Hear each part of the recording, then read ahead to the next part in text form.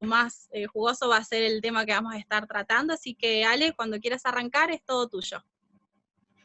Bueno, gracias a Aye, Bernie, Juan, a Jóvenes por el Clima, la verdad que es re interesante lo que están promoviendo, al resto de las organizaciones que están en este ciclo, y entiendo que en una acción conjunta, está muy bueno, muy interesante, siempre destacable eso.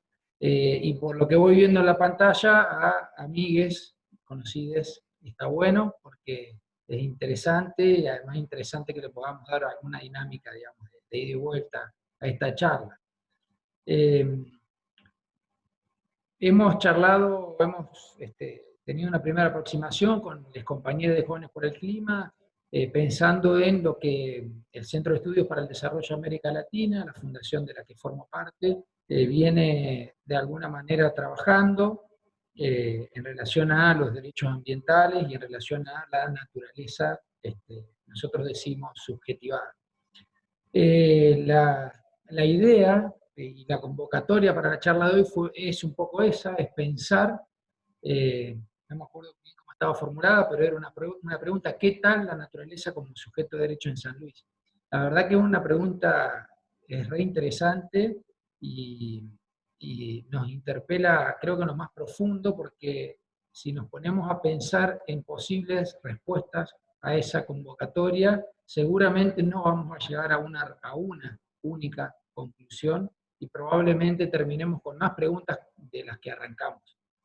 Pero en esa búsqueda, nosotros desde CEDAL venimos hace un tiempo de alguna manera sumando nuestra voz en este pedido de lograr poner en discusión para en algún momento de nuestra historia y de nuestro desarrollo como sociedad, poder pasar a un nuevo paradigma en donde, en resumen, y arranco de atrás para adelante, en donde logremos un reconocimiento de la naturaleza como un sujeto de derecho.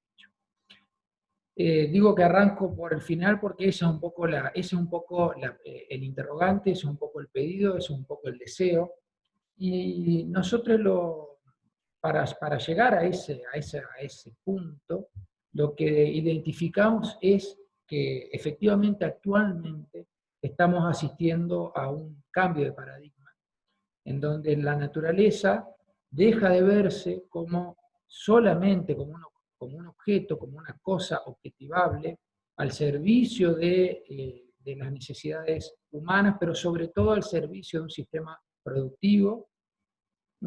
productivo que de alguna manera, en esta instancia, que la humanidad siempre tuvo, la humanidad siempre se desarrolló de diferentes maneras, pero la verdad es que en los últimos años, diríamos 200, 300 años, el rumbo de la humanidad claramente es un rumbo que en cuanto a la producción se desacopla entre la necesidad humana y la necesidad de producción, o mejor dicho, la finalidad del sistema productivo. Nosotros sabemos que el capitalismo está en una fase extractivista que no tiene límites, literalmente no tiene límites. Hay dos grandes luchas en este tiempo que nos lo evidencian muy claramente. Una es la que se relaciona con los recursos naturales, con el medio ambiente, con la naturaleza, en el término en el que nosotros la entendemos, y otra es las luchas feministas que se interseccionan, pero que básicamente tiene como punto en común esa voracidad del sistema que no tiene límites. Su único objetivo es la acumulación y su mecanismo es extractivista, es decir, su vocación es la de agotar, en definitiva, el recurso vida. Decimos que asistimos a un cambio de paradigma porque se está evidenciando el último tiempo, se evidencian diferentes intentos de diferentes sociedades que obviamente se canalizan o se reflejan a través de estados que conforman esquemas de norma, en donde se está haciendo un intento por subjetivar a la naturaleza. ¿Qué significa esto? Justamente lo contrario de lo que acabo de decir. Que no sea la naturaleza un cúmulo de cosas o una idea de que son cosas dispuestas para la utilidad humana y ya, sin más. Es decir, que está todo dispuesto solamente para uso y goce de la persona humana.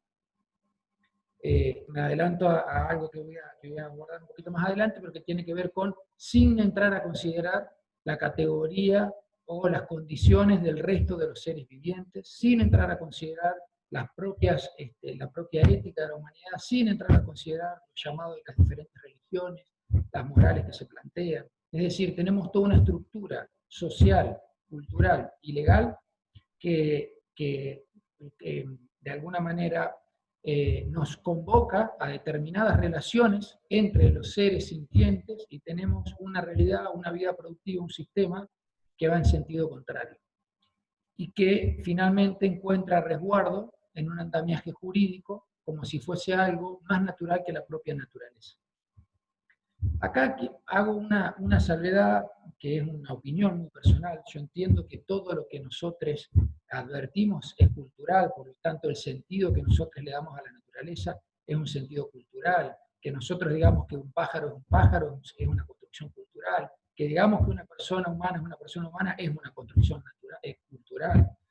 Pero la naturaleza en sí misma creo que es identificable en los sintientes de los seres junto con los cuales estamos insertos en este planeta, dentro de este universo, dentro del resto de los universos. En la fundación, en el centro de estudio, la mayoría de los compañeros somos abogados, entonces tenemos un sesgo por lo jurídico, entonces tratamos de buscar una explicación que se encaje de alguna manera en la estructura legal, porque muchas veces creemos que la estructura legal explica los pactos sociales. Y en realidad, en el fondo, entendemos que las estructuras sociales definen el resto de nuestras conductas. Para pensar en este nuevo paradigma, podemos buscar diferentes puertas de entrada. Estamos tratando de que no sea ninguna ventana, sino que sean puertas de entrada. Nosotros visualizamos una, desde Argentina, desde San Luis y desde Argentina, visualizamos una que tiene que ver, partimos desde el Convenio sobre Diversidad Biológica, que es un convenio de Naciones Unidas, se firma en el 92, en el año 92, en el año 94 nuestro país lo ratifica con una ley, y en ese convenio, es un convenio donde se definen, entre otras cosas, se define qué entendemos por biodiversidad, qué entendemos por ecosistema, entre otras cosas. Traigo a colación esto porque cuando pensamos en una de las posibilidades de ir a discutir la naturaleza subjetivada, una herramienta que advertimos es esta idea de lo conceptual en términos de biodiversidad y de ecosistema.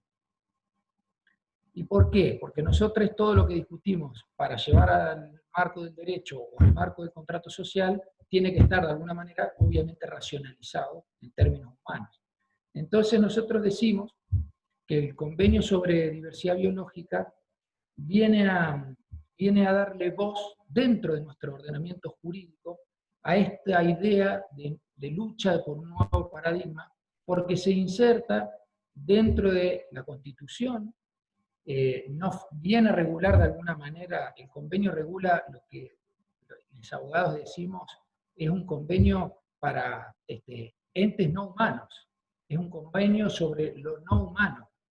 Es un convenio, en definitiva, sobre algo que también vamos a volver más adelante, si no me pierdo mucho, sobre la idea de la otredad no humana, que en un punto refleja cómo nosotros tratamos también a las otredades dentro de lo humano. Pero decía, el convenio sobre diversidad biológica es un convenio sobre lo no humano, pero, y por lo tanto, es un convenio internacional, la Argentina lo suscribe, está dentro del marco de nuestra Constitución Nacional, pero no puede ser considerado un tratado de derechos humanos, por lo que acabo de explicar. Por lo tanto, no podemos considerar que forma parte del bloque de constitucionalidad, más allá de la forma en que haya sido adoptada por la Asamblea o por el Congreso Nacional en cuanto a la cantidad de votos y demás, para ver si pudiese o no conformar el bloque de constitucionalidad que dice el artículo 75, inciso 22, donde se incorporan todos los tratados de derechos humanos que tienen jerarquía constitucional, y dice que establece un mecanismo para que los que se vayan incorporando adquieran la misma jerarquía. En este caso, el convenio, la Convención sobre Diversidad Biológica, nunca va a poder entrar en esa categoría, porque claramente es un convenio sobre lo no humano. pero sí entra dentro de la estructura del derecho constitucional. Y por el mismo artículo 75, inciso 22, la primera párrafo, la última partecita, tiene una característica, y es que tiene jerarquía superior a las leyes.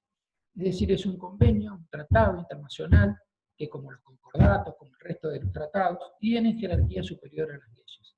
Nunca va a poder conformar en la Constitución actual el bloque de constitucionalidad, pero sí tiene jerarquía superior a las leyes.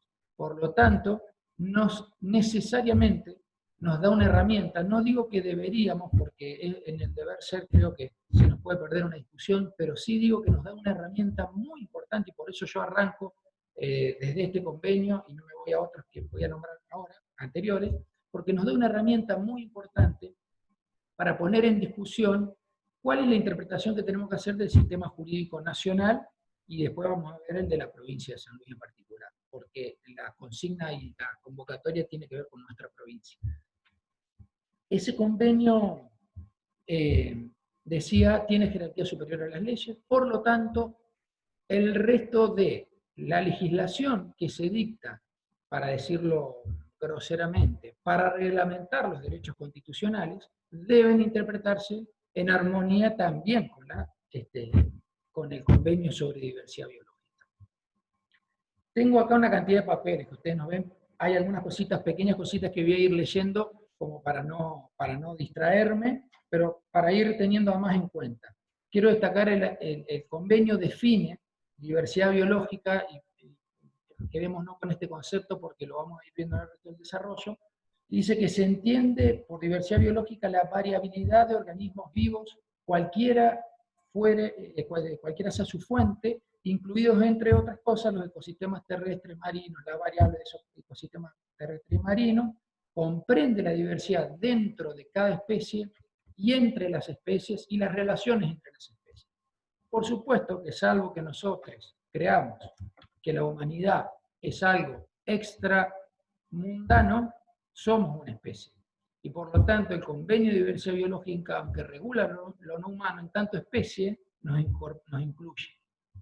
Nos incluye en esta interpretación, además, que tenemos que hacer en armonía con el resto de las normas.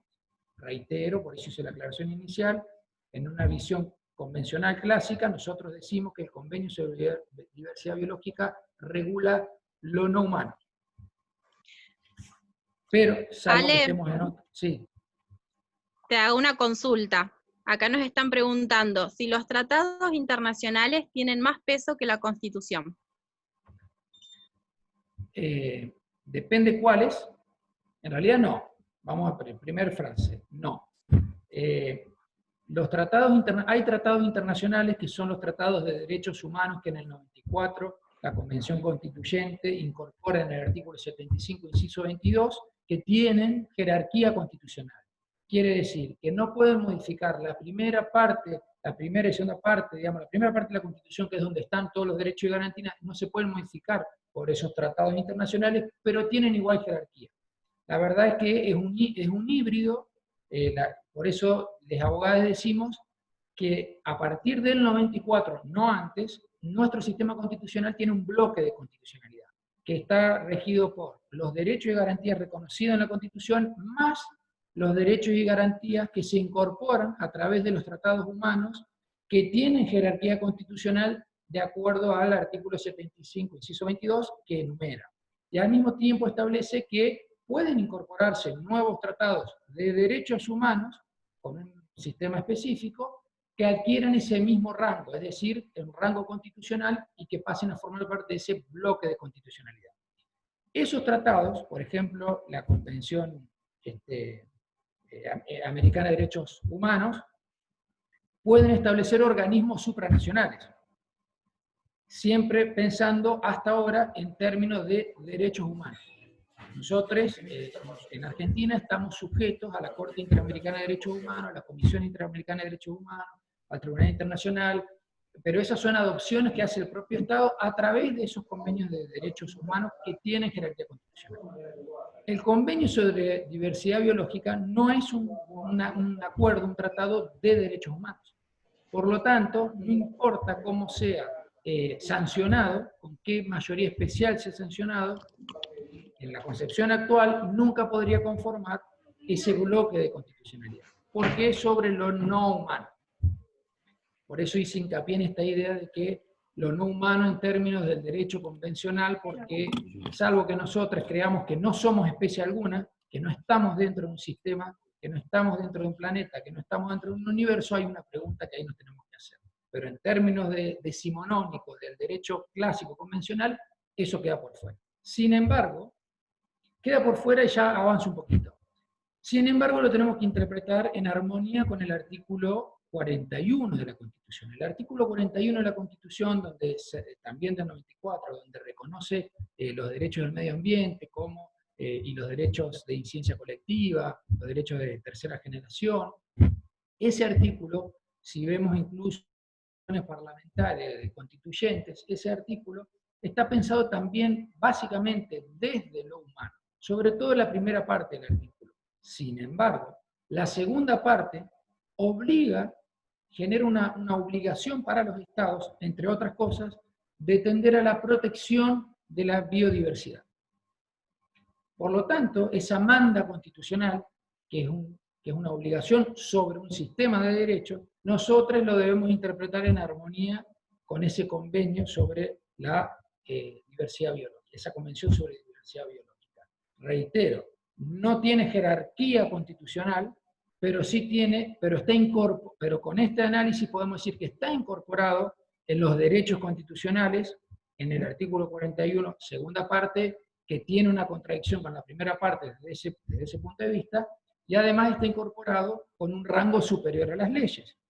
Por lo tanto, por ejemplo, la Ley General del Ambiente, con la que nosotros podríamos integrar esta trilogía, Constitución Nacional, Convenio sobre Diversidad Biológica y Ley General del Ambiente, todo lo que dispone esa ley debe interpretarse teniendo en cuenta los conceptos, las definiciones y los derechos que consagra ese mismo convenio internacional, que por supuesto pasa a ser derecho aplicable acá, ¿no? Como todas las convenciones que tenemos incorporadas. Antes que siga, Ale, perdón. Sí. Parece como que estás golpeando un poco una mesa, ¿puede ser? Permanentemente, como que se escucha, ¿puede ser? ¿Papeles? ¿Eso? O quizá bajás la mano y apoyás en la mesa, ¿puede ser? Ah, puede ser, sí, que apoyo las manos. Por las Que me dudas. vuelan las manos. Tranqui, bueno, gracias. Bien. Continúa, perdón. Está bien. Bien. Hola, Está compañero, Marcelo Blanco, disculpe acá lo estoy viendo que puede perfectamente hablarnos de derecho ambiental y de estos temas. Así que lo podemos sumar a la discusión. Bueno, díganme si se hace ruido más porque se me vuelan las manos. Pero decía, ahí tenemos nosotros un esquema jurídico que es reciente, sobre el cual podemos empezar a preguntarnos esto de qué tal la naturaleza como sujeto de derecho en Argentina, y ahora vamos a ir a San Luis. También podríamos ir un poco hacia atrás, y en el sistema de Naciones Unidas podríamos discutir qué ocurrió en la década del 80.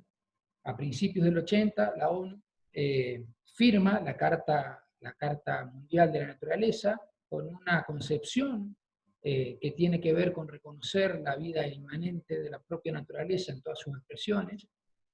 Hace un llamamiento a los pueblos, a los estados firmantes, y a fines de los 80, a través del informe Brundtland, parecería que de alguna manera fortalece la necesidad de ir por el reconocimiento y la protección del desarrollo sostenible de las sociedades y de los estados.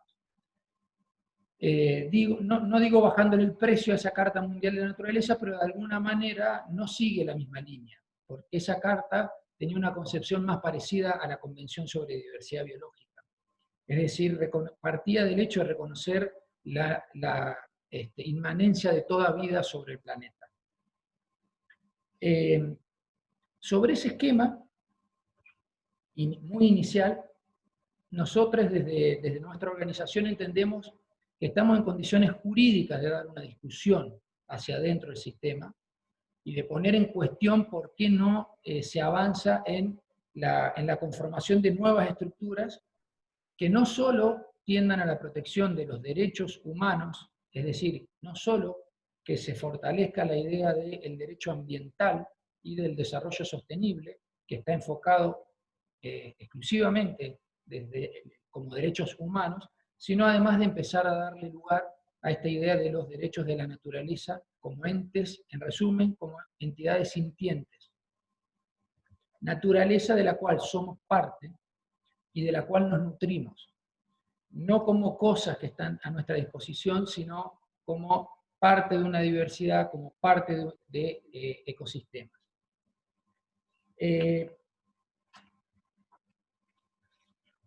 Perdón que voy a ir chequeando algunas cositas, ¿no?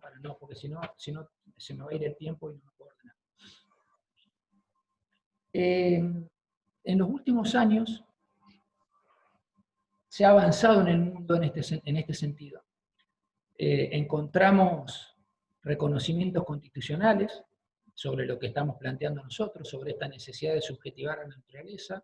Entiendo que quienes estamos aquí charlando probablemente o lo conozcamos o nos suene al menos, pero que tienen que ver con las dos constituciones latinoamericanas, la de Ecuador 2008, Bolivia 2009, donde en Ecuador en particular se reconoce a la naturaleza como sujeto de derecho, hay una regulación bastante extensa, no solo en cuanto al reconocimiento, sino también en qué implica ese reconocimiento, en qué herramientas procesales se refleja, en cuáles son las obligaciones del propio Estado, en quiénes están legitimados para actuar. Una cosa re interesante en Ecuador es que Ecuador no limita el ejercicio de los derechos de la naturaleza en términos de legitimado activo, es decir, quién puede reclamar por la naturaleza, no lo limita a los ciudadanos ecuatorianos. No los limita. Eso es un dato muy interesante porque, se aplique o no, hoy está vigente en el sistema mundial del derecho constitucional ese tipo de normas. Entonces la pregunta es si está vigente en Ecuador, ¿por qué no podría estarlo acá? Hice esa introducción sobre la idea de interpretar armónicamente la Constitución Nacional, pensando artículo 41, artículo 75, inciso 22, primera parte, convenio sobre diversidad biológica y Ley General del Ambiente, porque la discusión creo que puede, como dije antes, puede introducirse por ese lado. Pensemos que la ley, por ahí díganme si no quiero irme en tecnicismos, pero si estoy tratando de hablar lo más común posible, pero reitero, por ahí les abogados tenemos el defecto de que usamos palabras porque creemos que debemos usar muchas cosas. Dale, yo ahí te quiero preguntar, los legitimados activos para Ecuador, ¿quiénes son? Para Ecuador básicamente puede ser cualquier persona, cualquier organización, cualquier Estado. Bien. Mirá, toda persona, comunidad, pueblo, nación. Ese es el resumen. No dice toda persona nacional, no dice comunidad nacional, y no dice nación ecuatoriana. Por lo tanto, ahí abre otro juego que tiene que ver con la plurinacionalidad, que se refleja mucho más en Bolivia que en Ecuador, en la propia Constitución. Pero eso dice el artículo 71 de la Constitución de Ecuador. Legitimación, ¿quiénes? Eso. Entonces es muy interesante, y cuando uno se mete a bucear en las discusiones de los constituyentes, no es que se pasó, fue una cuestión que nadie consideró, sino que justamente se pensó, entre otras cosas, en jurisdicciones universales.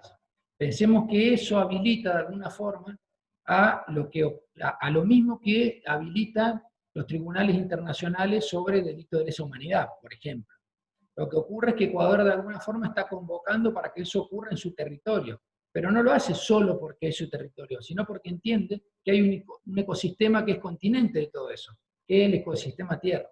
Entonces lo que está haciendo Ecuador es plantear una discusión que debe llevarse al resto de los estados, sobre todo entendemos nosotros en nuestra fundación, que tiene que estar prioritariamente en la política de los estados latinoamericanos. ¿Por qué?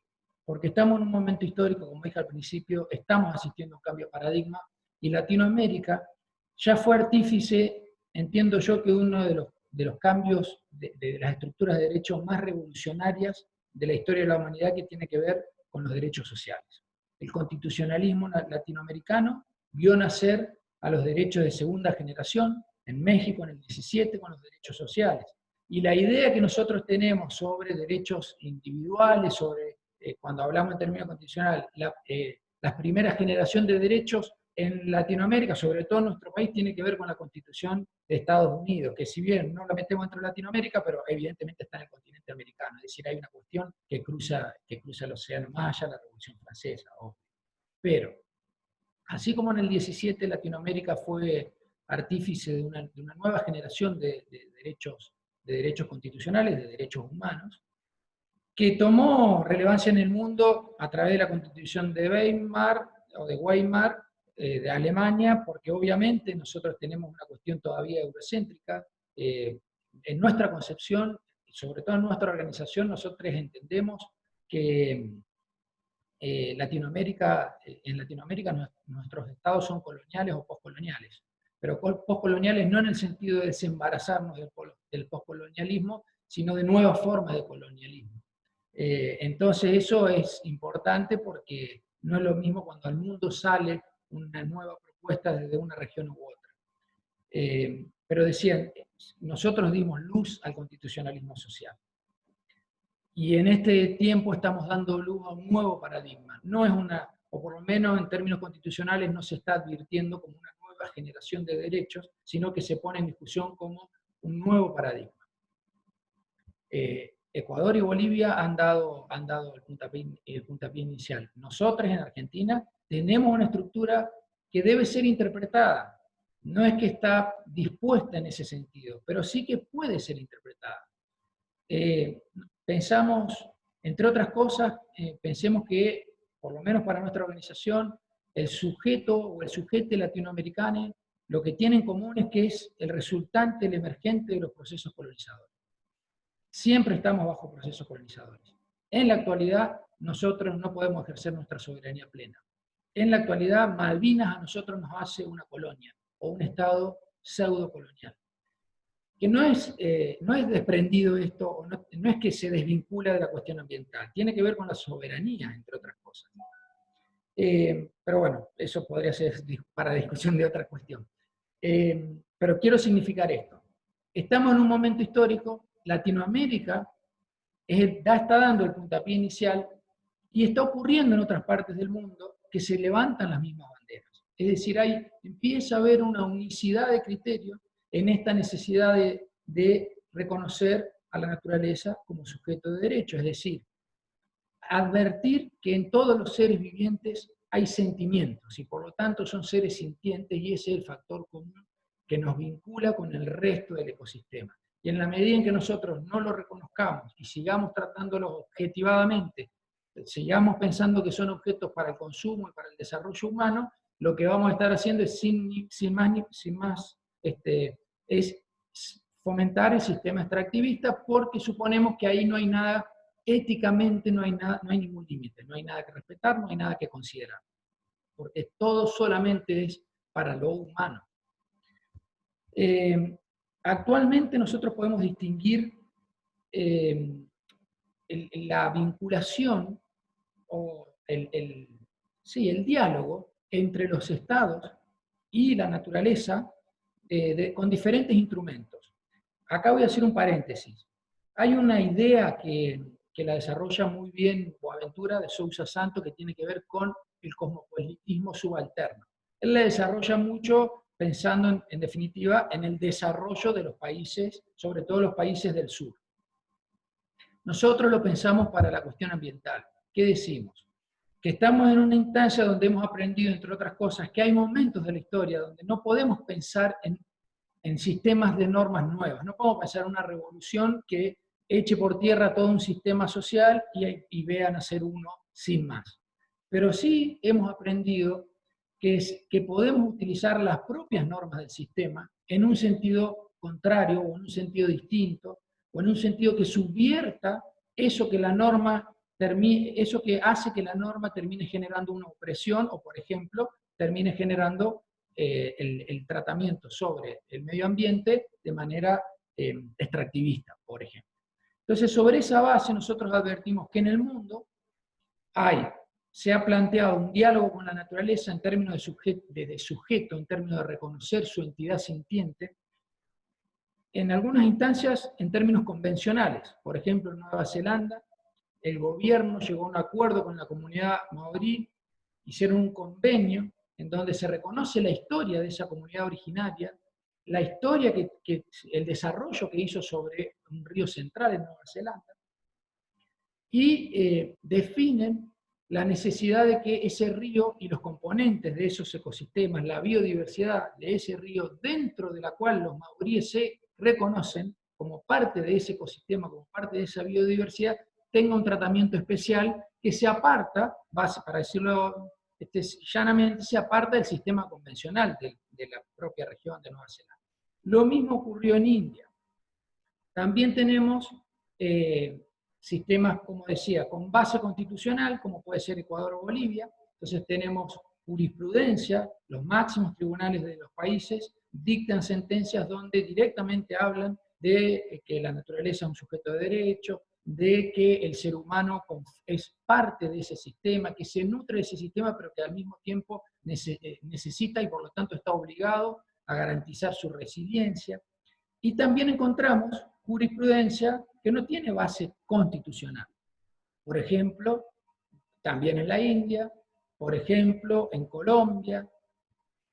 Entonces vemos que en diferentes, también esto es cerca en el tiempo, ¿no? Pensemos en Colombia, hay un fallo sobre el río Atrato que es 2016, en la India 2019, sobre el Ganges, 2017, perdón, sobre el Ganges. Quiere decir que son intervenciones de los máximos órganos judiciales muy recientes, pero que son muy contundentes en las definiciones. Por ejemplo, yo destaco sobre el fallo, sobre uno de los fallos del Ganges de la India, que da muchos argumentos que tienen que ver incluso con una cuestión religiosa y demás, una cosmovisión, pero entre otras cosas dice algo que es re novedoso, re interesante, que dice que los países estamos acostumbrados a generar ficciones jurídicas para armar centros de imputación de derecho, que sería una persona, y simplemente nombran a las personas jurídicas o de existencia ideal, como se decía. Entonces, y lo dice una corte. Entonces, cuando lo dice una corte, cobra otro peso. No es lo mismo que lo digamos, abogado litigante en una causa de primera instancia, que lo diga un máximo tribunal de un país. Porque a partir de ahí empieza a generar una jurisprudencia y empieza de alguna manera, a través de un activismo judicial, a forzar la reinterpretación de todo el sistema en ese mismo sentido. Por supuesto que después puede o no sostenerse. Pero decía, nosotros advertimos, por ejemplo, sobre el río Vilcabamba, en Ecuador, que tiene base constitucional, el Superior Tribunal considera que el río es un sujeto de derecho y por lo tanto tiene derecho a al reconocimiento de un montón de cuestiones que implican, en resumen, garantizar su resiliencia, su no afectación más allá de lo que pueda llegar a hacer la persona humana sin que se afecten todos los ecosistemas que puedan. Toda la vida, todas las especies vegetales y animales. Bueno, decía lo de Atrato, nombré Nueva Zelanda, India, digo, son como los casos más emblemáticos, son todos recientes. ¿Por qué me interesaba reflejar esto? Nosotros podríamos irnos al caso Mendoza, en Argentina. No es un fallo de esa característica, pero sí un fallo que tiene algo muy interesante, que es el activismo judicial que en ese momento adoptó la Corte, que no es común. La Corte con el caso Mendoza generó un órgano, dispuso obligaciones para los estados, generó todo un sistema de control, y eso lo hizo la Corte. Entonces cabe preguntarse, ¿era una competencia de la Corte? Es una discusión. Para quienes entendemos que eso se hizo en protección del ecosistema, por supuesto que queremos que eso sea así. Eso también a veces se critica o no, pero se dice ahí hay un activismo judicial. Lo mismo ocurrió en Colombia. En Colombia, sobre el río Atrato, hay un claro activismo judicial. La Corte toma el sistema de derecho que no tiene reconocida la naturaleza como sujeto de derecho y hace una interpretación de sus propias normas y empieza a generar conceptos que son conceptos jurídicos del máximo órgano de interpretación de las leyes, donde termina diciendo que la naturaleza es un sujeto de derecho, que la persona humana es parte del ecosistema, que dice debemos reconocernos como parte de ese ecosistema global antes que a partir de categorías normativamente o normadamente de dominación. Entonces la Corte colombiana trae una idea que en Argentina la desarrolla muy bien Zaffaroni. Hay un librito muy cortito, se llama La Pachamama y el Humano, es así, La Pachamama y el Humano, donde él hace hincapié sobre, básicamente, su reconto de lo que sería el derecho animal. Pero ahí hay una interpretación que él dice, estamos en un momento en el que no tenemos opción. No podemos seguir actuando como dominus, con el ánimo de dominus sobre los recursos naturales. No podemos creer que somos los dueños, los amos de los recursos naturales. Porque esos recursos naturales no son cosas, son entidades sintientes, son ecosistemas que tienen vida. Entonces él dice, tenemos que, ha llegado el tiempo de entablar un diálogo dentro del, como frater, dice él. Nosotros ahora diríamos un diálogo fraterno sororo.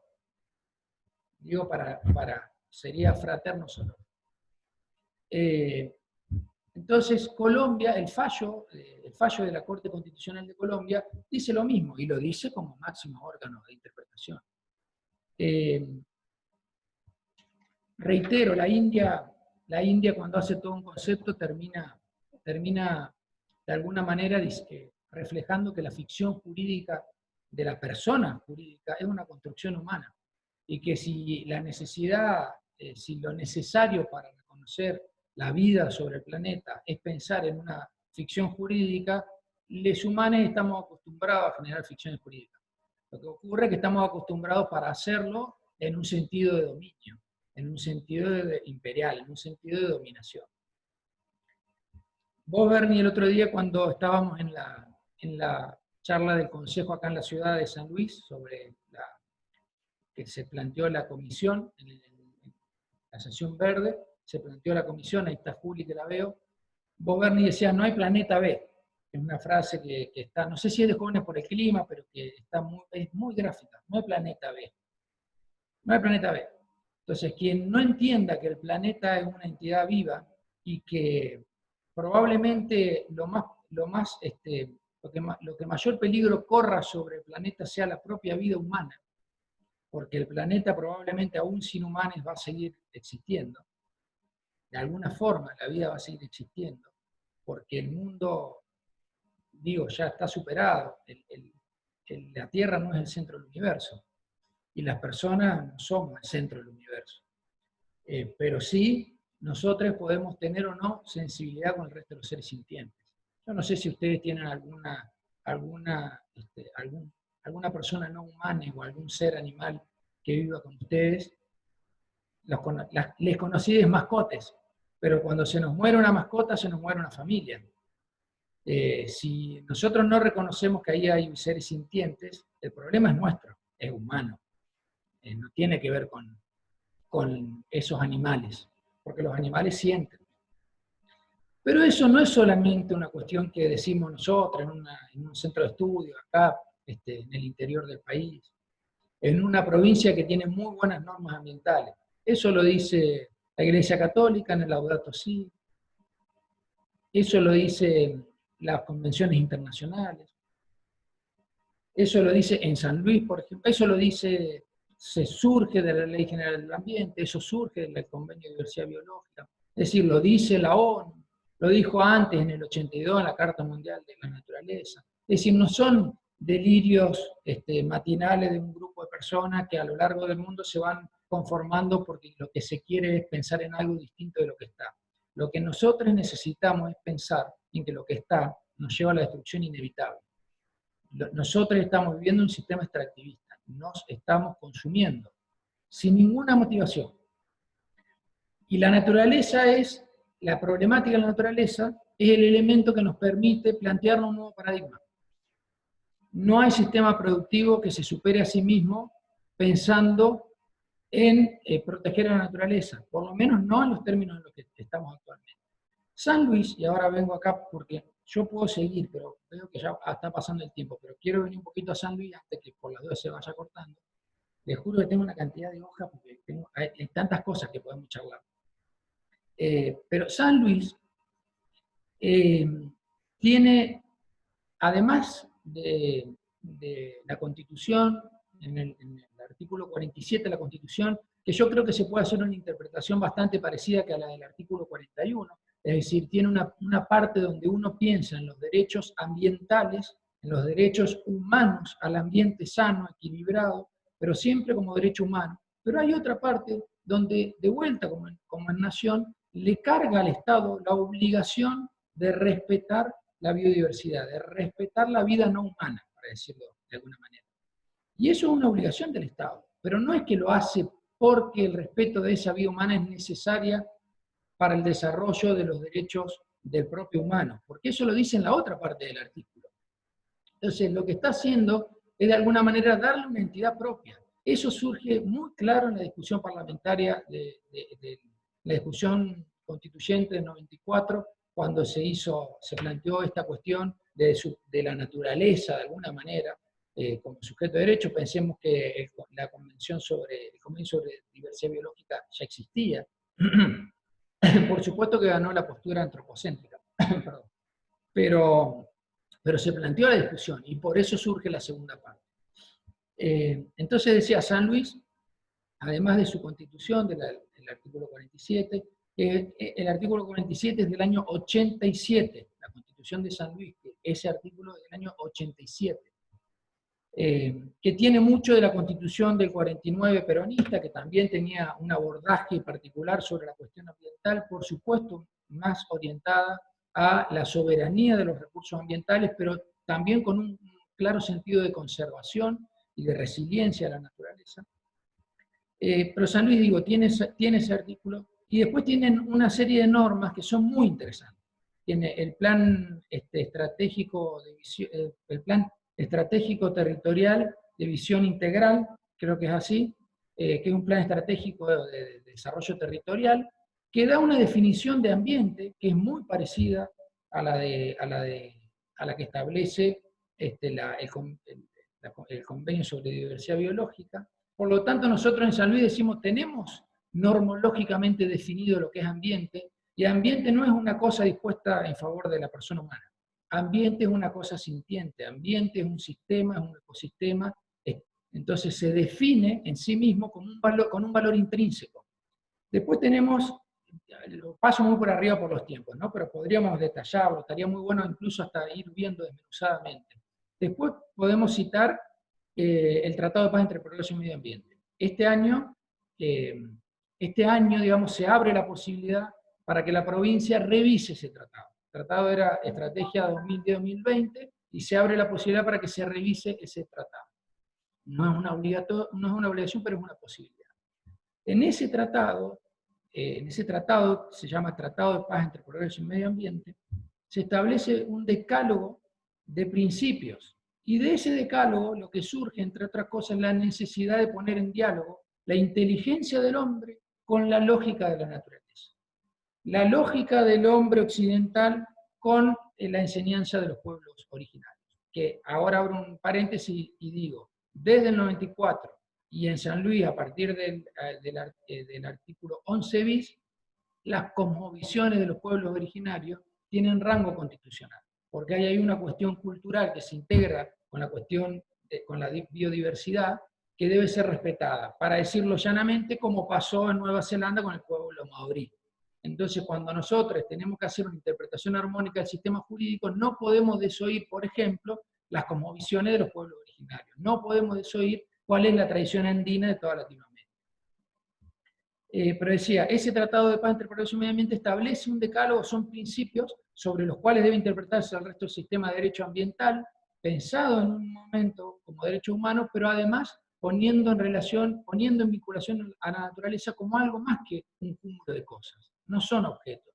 Ahí hay una lógica, ahí hay sentires, y ahí hay una cultura que se relaciona y que se reinterpreta a través de los pueblos originarios de manera distinta a nuestra cultura occidentalizada. Porque claramente, no me acuerdo si lo dije al principio o no, pero nosotros, el punto en cuestión es que nosotros tenemos una cultura occidentalizada.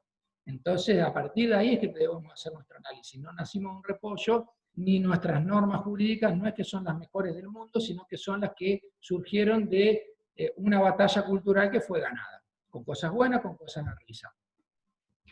Pero decía, tenemos en San Luis el Tratado de Paz entre Progreso y Medio Ambiente, tenemos una norma, en el 2016 se sancionó una emergencia ambiental sobre la cuenca del Morro, y en esa norma también se hace referencia a que la naturaleza no es un cúmulo de objetos, a que el daño que se genera sobre el medio ambiente no es solo un daño que afecta al derecho humano al medio ambiente, sino que es un daño que afecta a todos los ecosistemas, a todos los seres sintientes, vivientes que están en esos ecosistemas, y a la parte, digamos, ahí no recuerdo cómo se dice, pero que eso invertebrada sería de los propios ecosistemas. Una sierra, una montaña, una sierra como tal.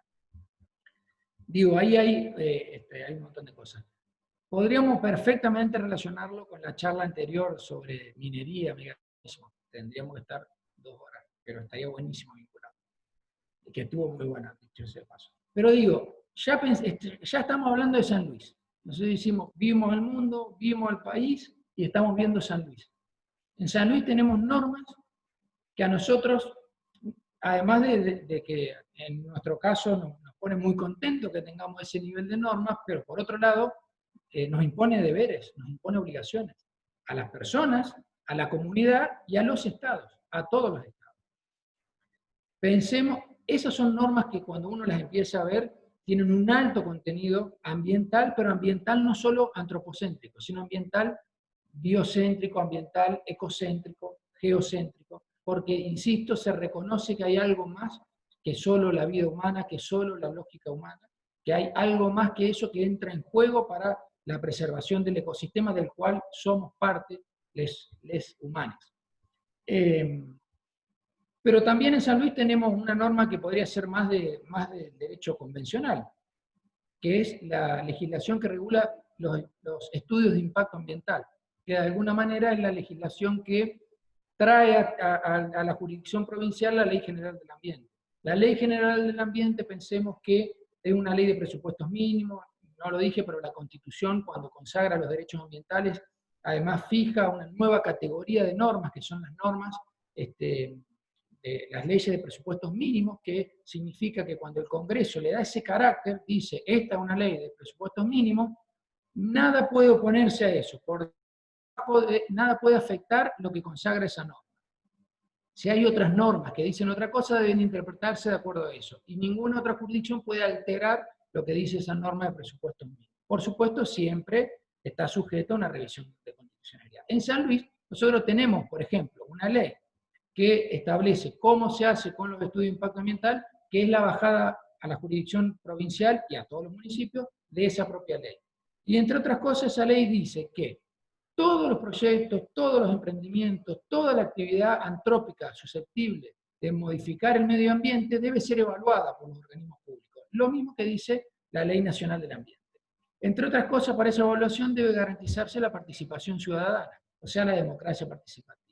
Y entre otras cosas, una cuestión muy interesante dice que cualquier estudio de impacto ambiental, cualquier acto administrativo que se emita, violando todas las normas o alguna de las normas que establece la propia ley o la Ley General del Ambiente, es nula, de nulidad absoluta.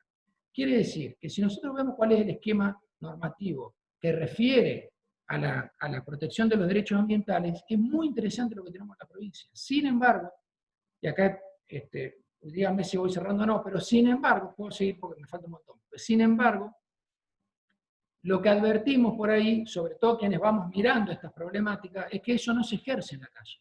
Ese derecho no está en la calle. Esa construcción, ese pacto social no está en la calle. Nos cuesta un montón, nos cuesta muchísimo. Y ahí es donde nosotros, en el centro de estudio, decimos, bueno, San Luis creemos que necesita una enmienda constitucional. Creo que entre otras cosas, para hacer efectiva todas esas normas que son muy buenas, pero que la verdad es que la vida social hace que no se cumpla. Por ejemplo, se me viene una idea a la cabeza, pensamientos, por supuesto, otra cosa. Se me caen algunos pelos también. Pero pensemos que la ley de emergencia ambiental impone la obligación de forestar en toda una superficie que es más o menos 300 1000 hectáreas, que sería 37.000 kilómetros cuadrados, más o menos, impone la obligación de forestar el 5% de esa superficie a todos los propietarios de los fundos que tienen un campo, un fundo en esa cuenca. Una imposición legal. Genera un mecanismo de control social. San Luis tiene también una ley que se llama la ley de glifosato, que impide la fumigación a 1500 metros de cualquier centro urbano, y establece esa ley un mecanismo de control social. Bueno, pues bien, nosotros vemos en los hechos que eso son buenas normas, que hay intentos de aplicar, que el Estado intenta, que alguna parte de la sociedad intenta, pero que no está en discusión, no está en boca de todos, no está en boca de todos. Creo que somos pocos, si uno mira cuál es la sociedad, somos pocos quienes estamos con esta cuestión. Cuando nosotros vemos que Jóvenes por el Clima levanta una bandera y tiene un impacto que es global, decimos, bueno, esas son oportunidades para toda la sociedad del planeta.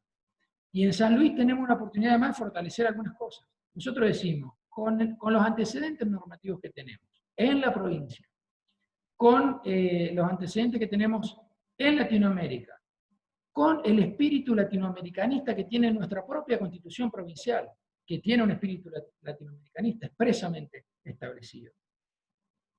Claramente tenemos que ir por una enmienda constitucional que reconozca la naturaleza como sujeto de derecho. Y además lo decimos livianamente, me animo a decirlo acá, y además tenemos el mecanismo de la enmienda, o sea, que ni siquiera es que tenemos que pensar en una reforma constitucional, sino que podemos acotar la discusión y que la sociedad pueda focalizar la discusión sobre esta cuestión en particular. ¿Y por qué nos interesa que esa discusión se dé? Porque, entre otras cosas, lo que traería es, como en la Constitución de Ecuador, traería un montón de herramientas que permitirían hacer efectivos ya todas las normas que tenemos y que cuesta un montón implementar, pero además sí nos pondría en diálogo con la naturaleza como una entidad viviente, como seres sintientes.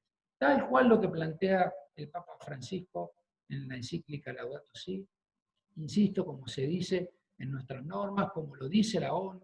Pensemos que la ONU en Río + 20 establece lo mismo, la ONU en Río + 20 reconoce que la madre tierra, que en algunos lugares del mundo hay un diálogo con la madre tierra, que ese diálogo se establece para proteger los derechos humanos sobre el medio ambiente, pero también se está conscientes de que la madre tierra es una entidad sintiente y que debe ser protegida, que no son cosas, que por lo tanto ahí hay una cuestión con el sistema jurídico que debe ser discutida. Lo interesante de esto, los antecedentes, a mí me interesaba de alguna manera plantear todos estos antecedentes que existen en el mundo, para que veamos que lo que nos falta es que la comunidad se anime. O sea, lo que necesitamos es poner en discusión, porque ya existen antecedentes. Por supuesto, también lo charlábamos con Bernie antes de este foro. Decíamos, bueno, sí, pero en Ecuador está subjetivada la naturaleza, pero existe Vilcabamba. Es decir, se vulneran igual, sí, claro, pero la solución que se da a esos casos es paradigmáticamente muy distinta a la mejor solución que podemos dar nosotros en nuestro país, aun cuando en los hechos parezca que nosotros resolvimos ambientalmente bien. ¿Por qué? Porque el paradigma de cada una de la resolución de esos casos va abriendo esta cosmovisión a que la persona es parte de un ecosistema.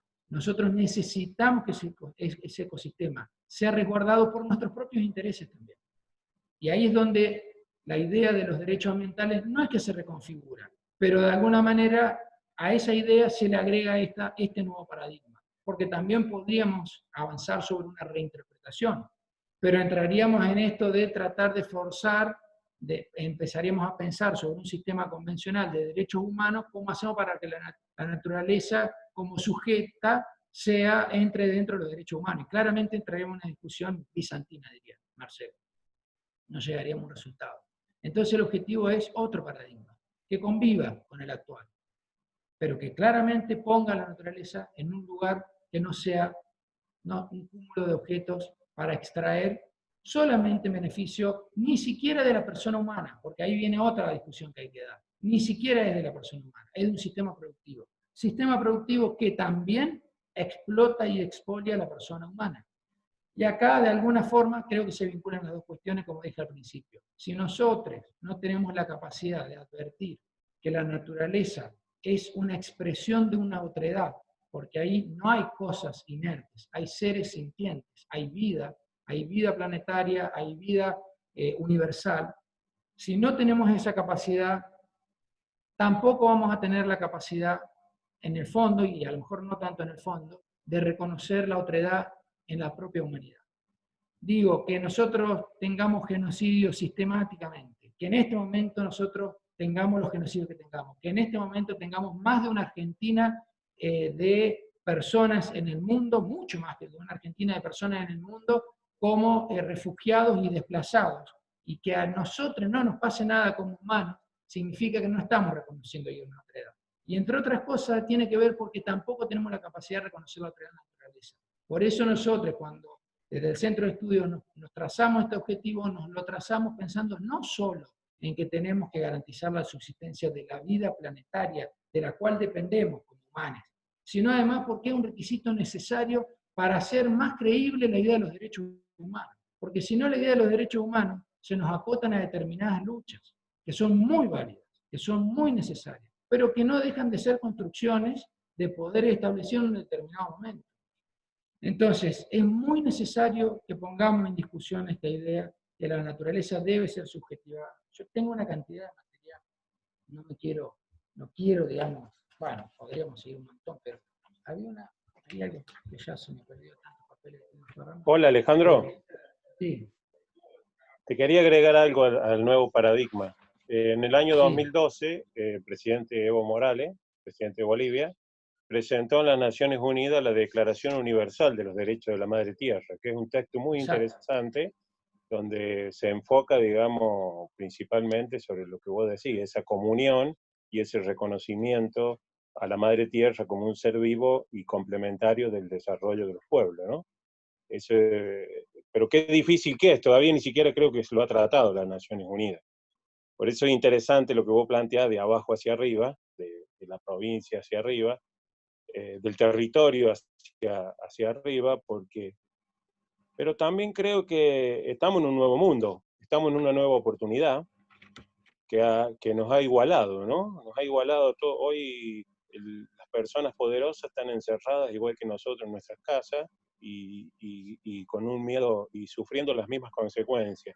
Quizás, y me parece, para terminar cortito, para ayudarte, me parece que este es un tema fundamental hacia la nueva Argentina que debemos construir, hacia el nuevo mundo que deseamos, es de que la Argentina tiene que prepararse para un nuevo pacto constituyente, para construir una nación soberana, y en ese nuevo pacto constituyente debe estar el medio ambiente como algo central, ¿no? Como planteas vos. Eso quería aportar.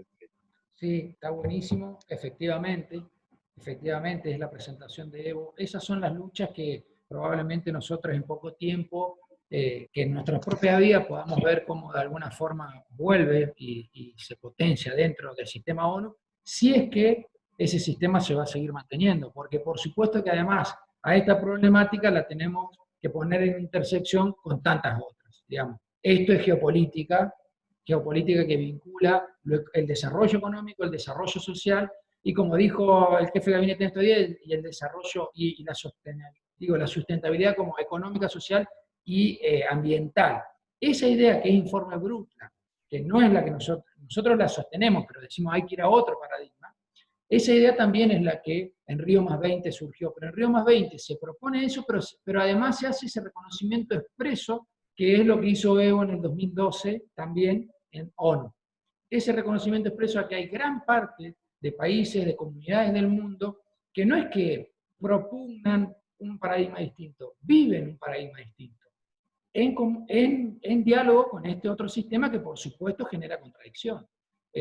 Obviamente que Evo, al igual que pasa en Ecuador, más allá de sus sistemas que tienen, que son muy buenos normológicamente, pero obviamente tienen toda la contradicción sobre cómo hacer para lograr un desarrollo, cómo hacer para lograr una independencia económica, sin entrar en un esquema extractivista.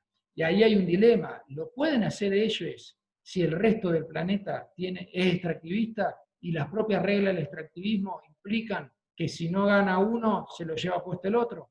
Entonces, que un poco lo que en un momento Correa había planteado cuando le habían impugnado ciertas conductas de él mismo en relación al ambiente. Entonces, lo que él planteaba es, bueno, compañeros, pero tenemos que hacerlo progresivo. Sí, claro, progresivo, pero no afectando los derechos de la naturaleza. Y eso es un dilema muy complejo, porque en la medida en que nosotros no entendamos que es una lucha global, digo, esto es una lucha local. Nosotros lo planteamos como lucha local, como decía Jorge, pero claramente con una visión universal. No digo global en el sentido de la globalización, sino universal. Entender que el ecosistema Tierra es un ecosistema que debe ser tratado universalmente.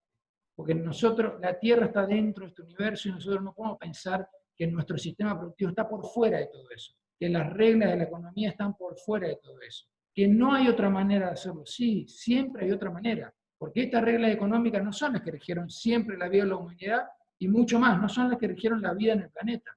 Entonces, cuando planteamos esta cuestión de la enmienda constitucional en San Luis, decimos, bueno, San Luis avanzó normativamente, normológicamente, mucho y muy bien. Perfecto, estamos en instancia de dar otra discusión. No sé si de sancionar, pero mínimamente de dar otra discusión. Y esa discusión tiene que ser que en este país, como en nuestros países hermanos, debemos pensar que el sistema productivista no puede ser extractivista, no puede ser el que rija.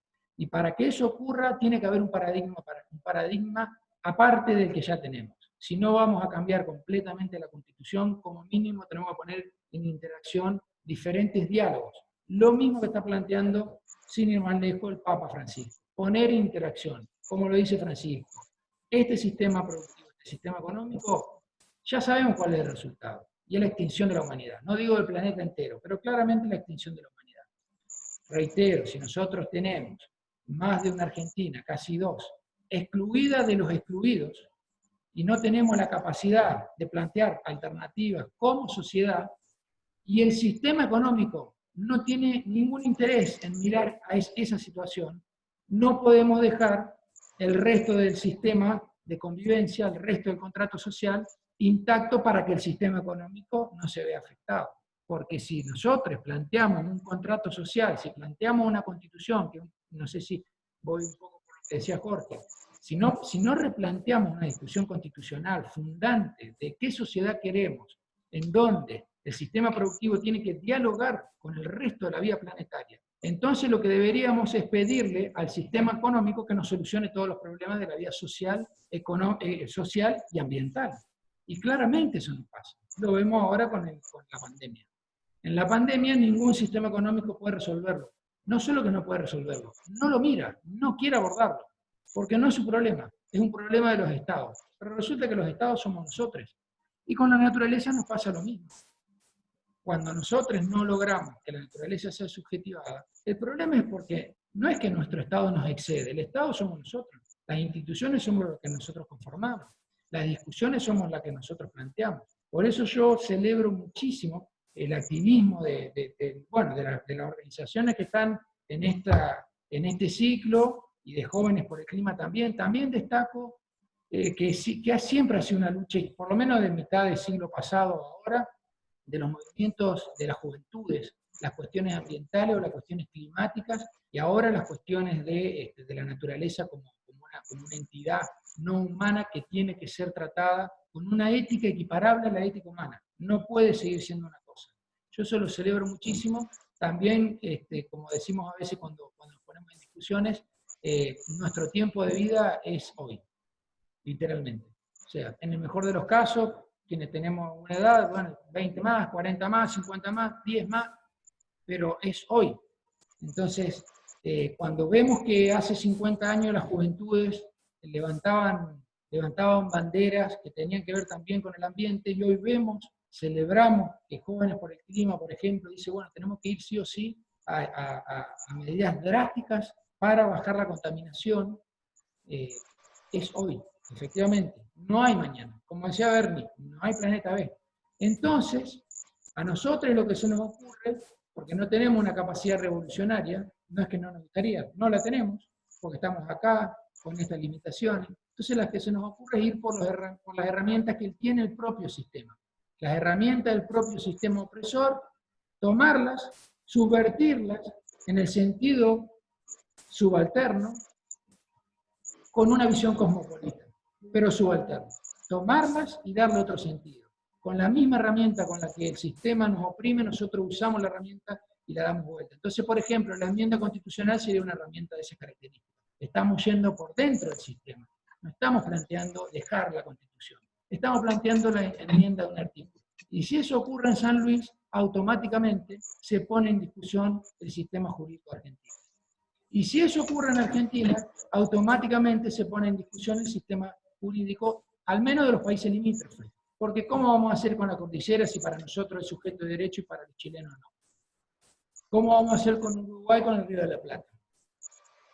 Entonces, por eso es tan importante que nosotros, o por lo menos nosotros lo vemos así, la potencia que tenemos desde esta provincia, desde Cuyo, de promover una discusión sobre una herramienta que claramente tiene impacto universal. Es universal el impacto. No es novedoso. No estamos inventando nada. Y justamente esa es la fortaleza. Que no estamos diciendo cosas que son deliradas. Pueden no gustarnos, incluso a nosotros nos pasa, mucho aparte del mundo del derecho, se mofa de todo esto. O sea, esto es un delirio. Como persona, ¿y cuáles son los deberes que va a tener esa persona? Si claramente no puede tener deberes. ¿Y quién va a representar a esa persona? Pero entonces después yo me voy a poder casar también con un perro, porque son personas. Entonces, que eso no es que viene solo del sentido común, viene del sentido común jurídico. Pero eso se responde solamente con la historia que ya tenemos, la poquita historia que tenemos en Latinoamérica. Ya existen esos reconocimientos. Ya existe en Latinoamérica, ya existe en la India. En la India además tiene una concepción muy religiosa, muy fuerte. Ya existe en Nueva Zelanda, ya existe en algunos países europeos. Ya existe, bueno, como decía, en Colombia. Es decir, no es que estamos inventando nada. Y nosotros en San Luis tenemos la Cuenca del Morro, cuya ley, en su fundamentación, incorpora mucho de este sentido. Yo mencioné la ley de distancias para aplicación de agroquímicos y glifosato. En esa ley se consagra el mismo espíritu, el espíritu de que no solo el medio ambiente debe ser protegido para garantizarlo para las generaciones futuras, porque las generaciones futuras necesitan desarrollarse en un planeta que viva, para lo cual nosotros tenemos además que reconocer esa otra vida que existe, también para garantizar el sostenimiento para las generaciones futuras. Entonces digo, está bueno destacar lo mismo que dijo el jefe de gabinete en estos días. El desarrollo tiene que ser sostenible en términos económicos, en términos sociales y en términos ambientales. Nosotros propugnamos esto, sí, pero antes de decir que el desarrollo debe ser sostenible en esos parámetros, tiene que haber un reconocimiento de la naturaleza como sujeto de derecho. Y nos va a cambiar completamente el panorama. Cuando ocurra algo, cada persona va a poder ir, como dice en Ecuador su constitución, va a poder ir a decirle a los estados que están fallando en proteger el propio ecosistema por el ecosistema mismo, porque ese ecosistema es condición de nuestra vida. Y si no tenemos la capacidad de reconocer esa vida que estamos afectando, tampoco vamos a tener la capacidad de reconocer las otredades humanas. Y por eso, insisto, ocurre lo que ocurre. ¿Seguimos? Perfecto, Ale. Justo estaba por interrumpirte. La verdad que el tema da para hablar muchísimo más. Tiene muchas aristas para poder estar tocando y poder también estar dialogando con esto y discutiéndolo, ¿no? Quería recordarles para los que se sumaron en el transcurso de la charla, que para todos aquellos que estén interesados en la certificación por parte de la Facultad de Ciencias Humanas, lo pueden estar haciendo mandándonos el DNI y el nombre completo. Ahí sale en pantalla la dirección de mail de jocaporsanluis@gmail.com. Todos los que estén interesados nos pueden mandar esta info y nosotros se las vamos a estar enviando. Ahora, si te parece, Ale, podemos pasar, son 42, unos minutos para un intercambio de preguntas. Si hay alguno que tenga algo ya preparado, si quiere empezar a preguntar.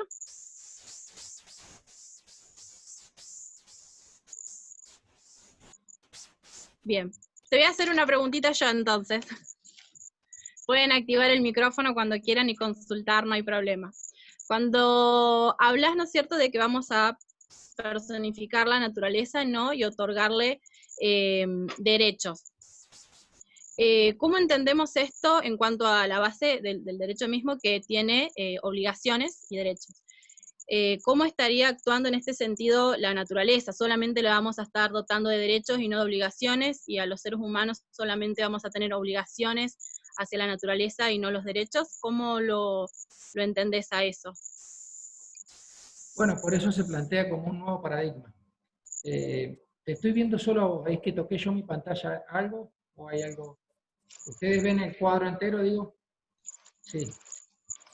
Sí, sí, se ve. Sí, sin problema. Bueno, es un nuevo paradigma, claramente, porque lo que se plantea es entender que esa subjetivación no implica que la naturaleza sea una persona humana, sí un sujeto de derecho, en el sentido de que necesitamos considerarlo un centro de imputación de derechos. Uno diría, bueno, ¿y las obligaciones? Bueno, lo que pasa es que eso es plantearlo en la lógica, en la racionalidad humana, digamos, en la ética propia de la humanidad.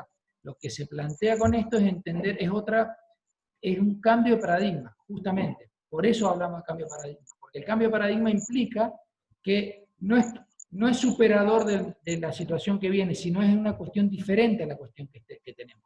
Por eso no se puede plantear como una nueva instancia de derechos humanos ambientales, porque tendríamos toda la lógica, toda la construcción del derecho, digamos, como lo tenemos actualmente, de base decimonónica, pero que no cuaja en esta concepción, es otra concepción. Por eso, hasta ahora, lo que viene ocurriendo en el mundo es que este reconocimiento se da en comunión con el reconocimiento del pluriculturalismo, de las comunidades originarias, de otras cosmovisiones, que así como nos ocurre, cuando nosotros pensamos, por ejemplo, en la propiedad privada, hasta el 94, las comunidades originarias no tenían ninguna posibilidad de discutir la idea de propiedad en términos de su propia cosmovisión, porque el sistema, nuestro propio sistema, anuló esa discusión, no entra dentro de nuestro paradigma.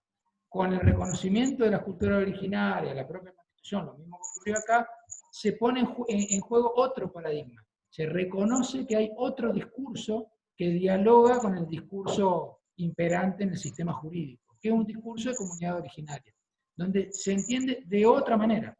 No se puede enteramente meterlo como una categoría más. No es que nosotros vamos a tener a partir de esto en el Código Civil una parte que desarrolle persona humana, persona jurídica, persona en naturaleza, porque eso no entra en esa concepción, digamos, es otro paradigma.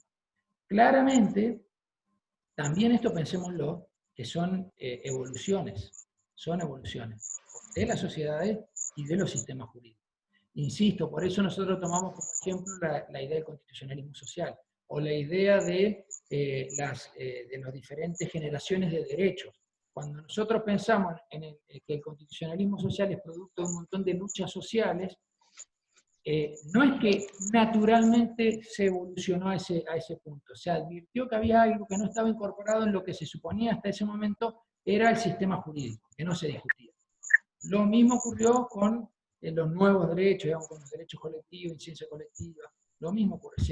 Son nuevas, pensemos en el sistema de derechos humanos, pensemos en la idea de los delitos de lesa humanidad, no existieron siempre en nuestros constituyentes del 53.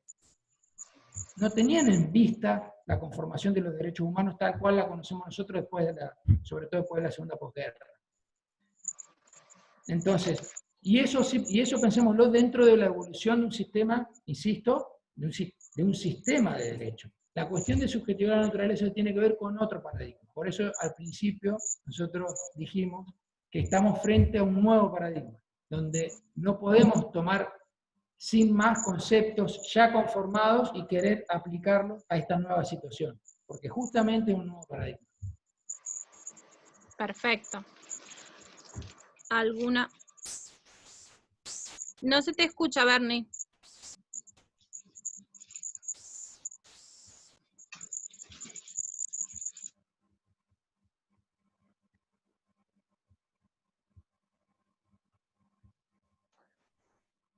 Bueno, ahí no se le escucha No, a Bernie, pero le había encargado que le diera palabra a José Luis, que había levantado la mano.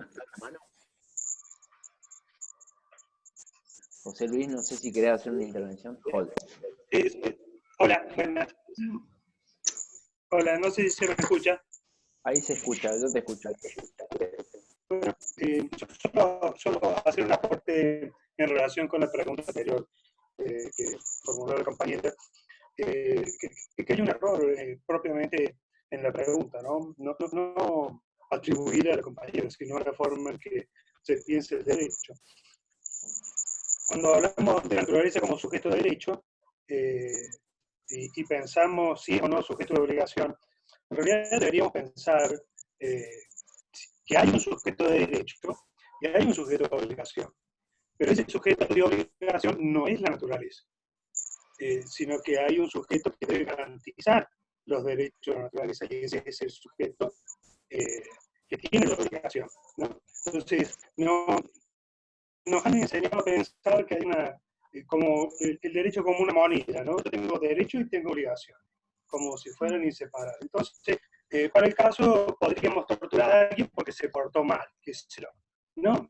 El derecho que corresponde a una persona, en este caso estamos hablando que se le está otorgando, se le está reconociendo como persona jurídica a la naturaleza, no implica que la naturaleza deba actuar de una u de otra manera para que se le reconozca su derecho, así como está prohibido torturar a alguien porque se lo considera que está fuera del sistema legal. No se puede decir, derecho y obligación, hay que pensarlo, no es una relación con el sujeto, sino con los sujetos. José, ahí se está escuchando mal. claro, se te intercorta mucho el audio. Si podés intentar decir de vuelta eso último, capaz, a ver si se escucha. Algún problema, digo siempre que no hay una correlación. Hola. Bien, Yo no ahí, escucho, están escuchando. claro, no, ahí no te ¿Soy yo? escuchamos más, José. Bueno, Sí, se pero cortó. aprovecho, tomo un poquito lo que dice José. Disculpe, pues, a mí no sé qué me pasó en la pantalla, no estoy viendo nada, así que es como que estoy hablando con Está compartida con tu la foto, Juan. pantalla de Juan, Ah, por eso se ve así. bueno. Ah, listo, entonces dejo de tocar porque de momento si no se... Pero tomo un poco lo que decía José. Es muy bueno esto de graficarlo con una moneda. Porque, por ejemplo, pensemos esto en el marco de otro paradigma y pensemos en lo siguiente. Por ejemplo, la Corte Constitucional de Colombia, cuando reconoce los derechos de la naturaleza, impone al propio Estado deberes en relación a la naturaleza, pero que tienen que ver con los incumplimientos propios de las otras personas, para decirlo de alguna manera, de las otras personas humanas. Entonces dice, bueno, hay derechos que reconocer y voy a designar. Toman una idea de los guardianes ambientales, entonces designa a un órgano gubernamental con determinadas comunidades, y dice, bueno, a partir de acá, estos son los guardianes ambientales que están encargados de velar por los derechos de la naturaleza. Y obviamente ahí hay algo implícito que se relaciona con lo que decía José, la verdad, o Jorge, José, que tiene algo ahí implícito, que es, como va a haber personas humanas, insisto, guardianes de la naturaleza, operando en beneficio, en protección de la propia naturaleza subjetivada, para decirlo en nuestra concepción cerrada del derecho, representantes legales, también cualquier obligación o deber que se entienda que pueda surgir de ahí, va a haber un centro de imputación a donde se puede reclamar. Aunque claramente nosotros deberíamos preguntarnos cuál va a ser el deber que se puede llegar a imputar ahí, si lo que se está tratando es de reconocer la existencia de vida planetaria a través de un ecosistema y que sea protegida más allá de una necesidad estrictamente humana. Lo mismo pasó en la India. En la India, sobre el Ganges, el máximo tribunal lo que dice es, bueno, se reconoce la subjetivación, tiene todo un espíritu, un trasfondo o una fundamentación, además de jurídica, religiosa. Y lo que dice es, bueno, y en representación de estos ecosistemas, diferentes ecosistemas, llega incluso después a reconocer parte, porque el Ganges tiene naciente en el Himalaya, entonces llegan hasta los glaciares. Bueno, en representación de todo eso yo voy a designar a un gobernador y a un fiscal. Y esas personas son quienes de alguna manera representan, ejecutan la voluntad, entre comillas, de ese centro de imputación de derechos, y si lo vemos en términos convencionales, y de deberes. Pero la pregunta es, hay que ver cuáles serían los deberes que se pretenden imponer. Si lo sustancial de esto es que todo esto, filosóficamente, se está promoviendo porque, entre otras cosas, los derechos humanos a un ambiente sano son absolutamente insuficientes para garantizar la vida planetaria. Absolutamente insuficientes. Son muy buenas herramientas, pero está mostrado que son insuficientes. Entonces, vale la discusión, pero seguramente no vamos a llegar a una respuesta que tenga que ver con una construcción clásica del derecho. No vamos a decir, una persona, si no hay imputación de deberes, no hay tampoco imputación de derechos. Perfecto, ahí me dicen que levantó la mano Jorge Alfredo. Hola, sí, otra vez. Qué interesante charla, Alejandro, porque reconocer a la naturaleza como un ser vivo la estamos constituyendo como un sujeto de derecho. Y quizá la discusión, ese nuevo paradigma que vos planteás, me parece que trae eso. ¿Cómo podemos desarrollarnos sin afectar los derechos de la naturaleza? Es el hombre el que tiene deberes, o el ser humano, el que tiene de los deberes hacia con ella. Porque la naturaleza nos da todo, nos ha dado todo, y ahí aparece la cosmovisión originaria de que cuando antes que llegaran los conquistadores no existía el alambre. Y el alambre fue un nuevo paradigma que se instaló, y la verdad que no nos permitió y detuvo ese mundo de los pueblos originarios, que no sabemos cómo hubiera sido, porque lo exterminaron. Y yo te quería preguntar, en relación a este nuevo paradigma, la Constitución del 49, aparece un artículo, que creo que es el 39, que es el capital en función social. Digamos, ahí empieza esa gran lucha con el capital, porque el capital es el que avanza sobre la naturaleza, sin importarle, digamos, que el desarrollo y que eliminar y que sacarla y destruirla también nos destruye nuestra vida propia. ¿Qué opinás vos de este nuevo paradigma en función del capital, que vamos a tener que luchar muy fuertemente para poder instalarlo y de manera transversal a esto que vos estás planteando, ¿no? Que es muy interesante?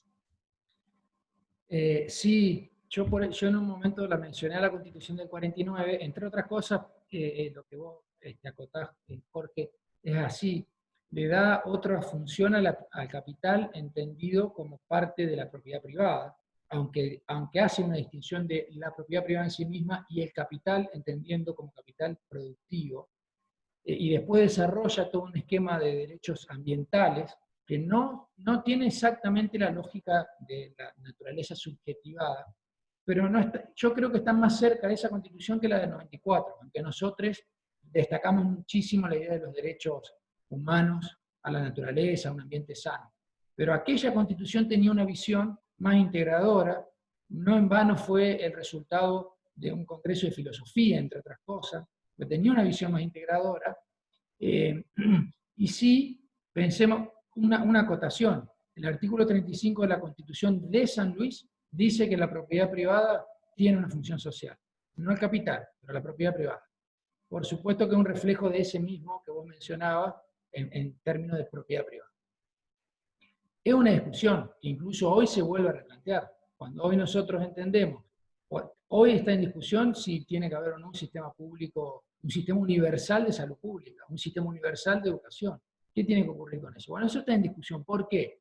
Porque la propiedad privada, sin más, que de alguna manera termina siendo lo que cada uno de nosotros advierte de un sistema productivo que no tiene a la propiedad privada sujeta a la función social, o sea, nuestra propiedad privada, mi casa, es el reflejo del capital en función del capital. Ahora, si el capital está en función del bien común, si tiene un fin social, mi propiedad también tendría que tener la misma lógica. Por lo tanto, se da una discusión filosófica, de modelo. Y en la del 49, en mi interpretación, tiene que ver con pensar esto como el desarrollo de los pueblos. ¿Por qué? ¿Qué discusión se daba ahí? No existe un beneficio que se genere del trabajo humano que pueda ser robado, privado de trabajo humano, no en términos del comunismo, digamos, pero sí en términos de que hay una dignidad humana puesta en el trabajo que genera un capital. Si esa cadenita hace que la persona, las personas, la sociedad vivan de manera indigna, el sostenimiento de esa propiedad privada, de ese capital en función propiamente del capital, está mal, porque el centro del sistema jurídico, hasta ahí y hasta acá, es la persona humana. Si la persona humana es el centro del sistema jurídico, no puede estar por arriba de la persona humana un derecho económico, en el sentido de un sistema productivo. Nos pasa lo mismo con la Constitución actual. Si nosotros hoy tenemos una colisión de derechos entre un derecho constitucional que, por ejemplo, impacta o que implica libertades, contra un derecho constitucional que implica libertad de comercio, contra la vida misma, el que debe primar, aunque los dos tienen el mismo rango de color, es el de la vida misma. Si nosotros logramos la subjetivación de la naturaleza, entramos en la misma discusión, para decirlo groseramente. O sea, se pone una situación en donde la cuestión, el sistema económico, el sistema productivo, no solo que necesita tener una función social, porque parte del desarrollo social se sostiene, mejor dicho, el desarrollo se sostiene sobre un ecosistema que no se extinga, sino que además se pone, digamos, en un segundo plano, o por lo menos se pone en la necesidad, se establece la necesidad de ponerlo en discusión. Chao, Gladys. Ah, ¿querés hablar? No, pues. Gladys, tenés el micrófono silenciado. Creo que antes Bernardo quería preguntar algo y después vamos con Gladys. No le funciona el micrófono a Bernie. No le está funcionando el micrófono. ¿Querés ponerlo por el chat y lo leemos? Ahí está. No. Dale, Bernie, sí, ahí te escuchamos, Gladys. Ahí te escuchábamos. A ver si querés intentar de vuelta. Fíjate, Gladys, que se silenció de nuevo el micrófono.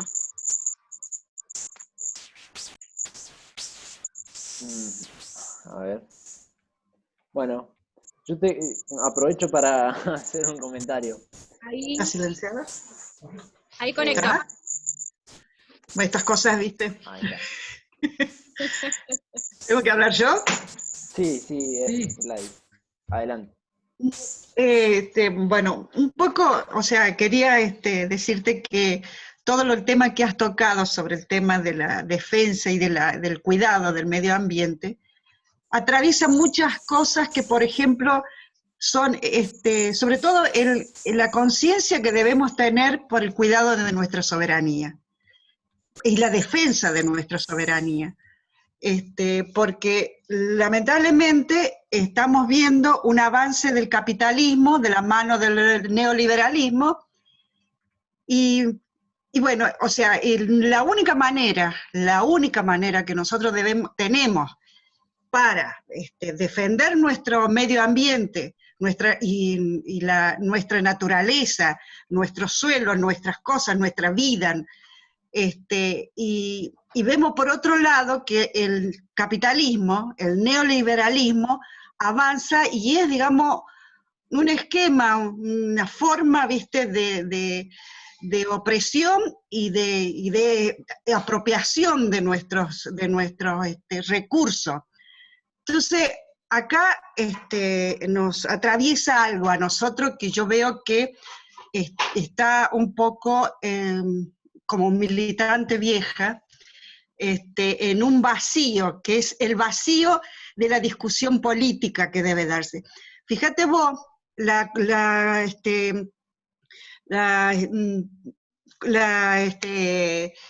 cuestión digamos, del Congreso de Filosofía que vos hiciste mención fue dado en Mendoza, además de tener una constitución del 49, también tenemos ese famoso librito que nos llega a todos los peronistas, que es la comunidad organizada.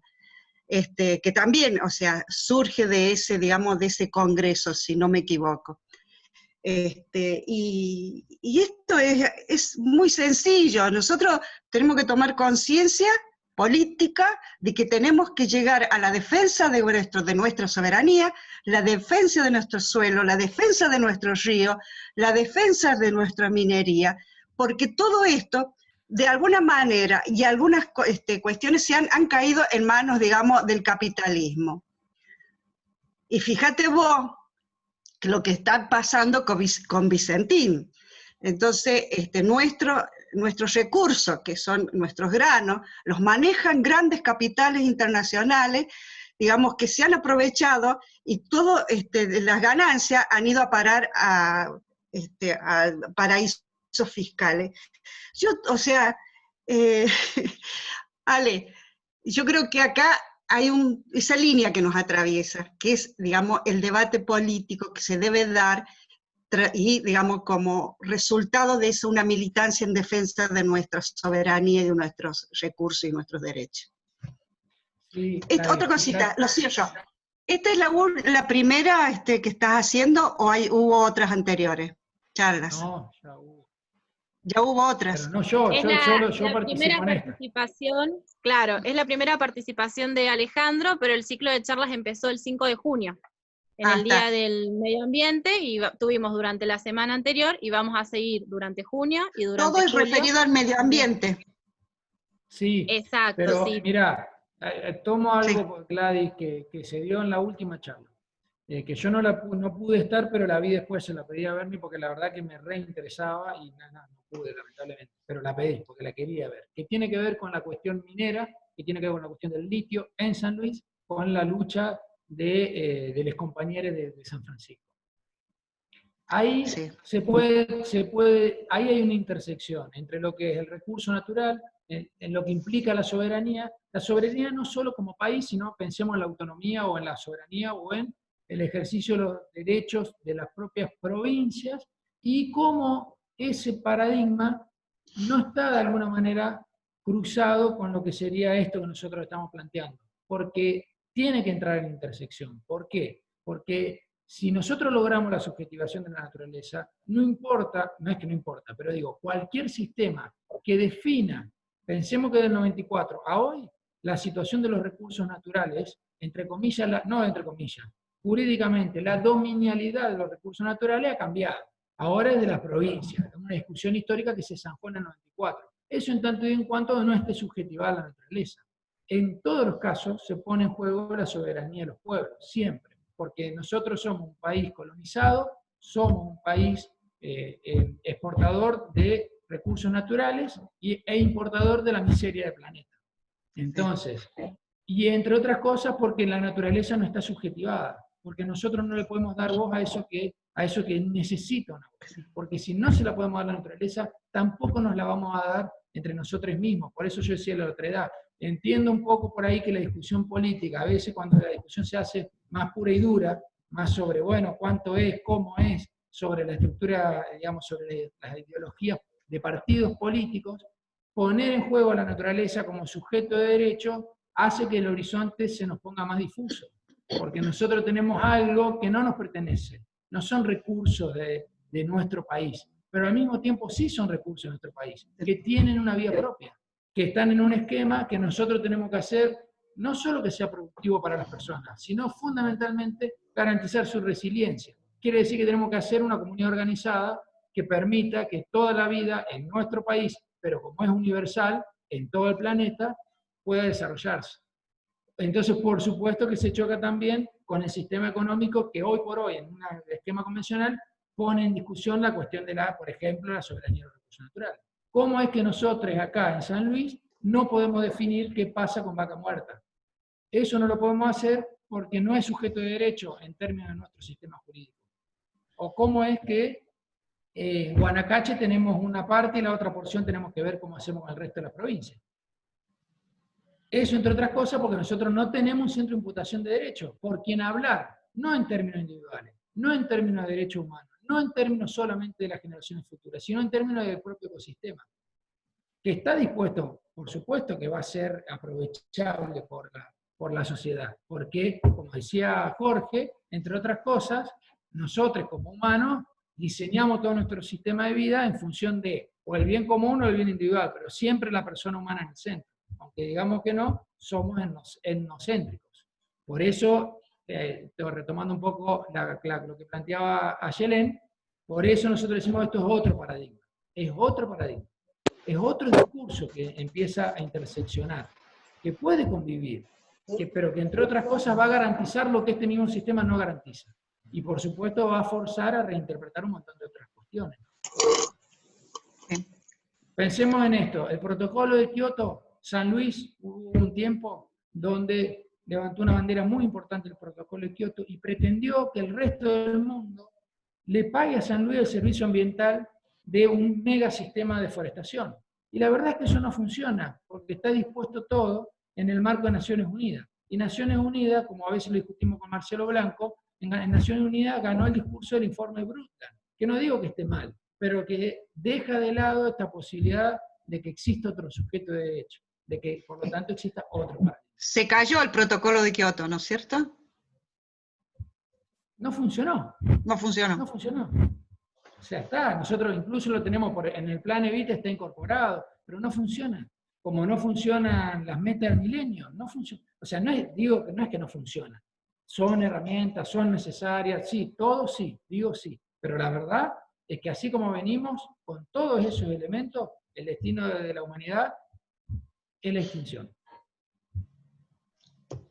Bien. Bien, gracias Gladys por tu pregunta. Muy vamos interesante. a darle lugar y a Marcelo. Buenísimo, vamos a darle lugar a Marcelo que quería aportar. Después va a seguir Ana. Y por último ya cerramos con Juan. Así que la palabra es de ustedes, compañeros.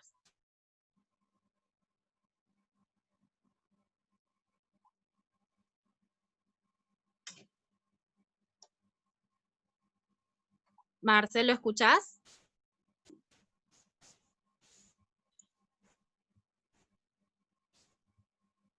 Me parece que no funciona el micrófono.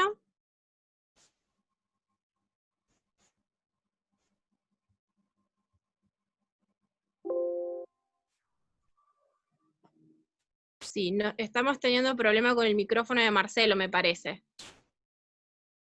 Podría seguir Ana Lucía mientras Marcelo intenta. Dale, Ana, Bernie, ¿querés ir? creo que tu micrófono ya anda, me parece.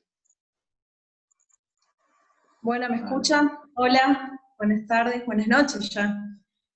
Bueno, yo soy Ana Lucía, como parte de Fundación Cauce de Entre Ríos. No sé cómo llegué a esta charla. Creo que la pasaron en un grupo y me sumé. Bueno, escuchándote y también escuchando a Gladys recién, y nosotros ahora en Entre Ríos estamos con un movimiento bastante fuerte, también con Rosario, con la provincia de Santa Fe, por todos los incendios que se vienen sucediendo en las islas del Delta del Paraná, que es algo que en realidad nosotros venimos denunciando desde febrero, a distintas connotas autoridades ambientales, porque también, preveíamos que esto se iba a agravar y lamentablemente sucedió. Y esto también tiene que ver con un reclamo de la ciudadanía por una ley de humedales que establezca presupuestos mínimos, teniendo en cuenta que lo importante que son los humedales para la vida de todo el planeta. Estábamos hablando de la naturaleza como sujeto de derecho, entonces todo el tiempo es esto, lo traigo a mi contexto, a nuestro contexto actual, ¿no? Más que nada pensando también que estamos en una pandemia que afecta el sistema respiratorio, entonces todo el humo que se está generando. También hablaban recién del agronegocio, que estos incendios se producen por esto, precisamente por los productores que se creen dueños, que pueden hacer lo que quieren, digamos. Las quemas se producen para renovar pastizales para el ganado, y ahora yo les mandé en el chat un pequeño GIF de cómo se fue a la NASA con los satélites, se ven los focos de incendios, Bueno, quería compartirle esto primero porque, bueno, es algo que está en agenda ahora. Y también, vos recién hablaste, Alejandro, de vaca muerta, que también es algo que nosotros en Entre Ríos tenemos una ley anti-fracking, pero aún así somos la principal proveedora de arenas silíceas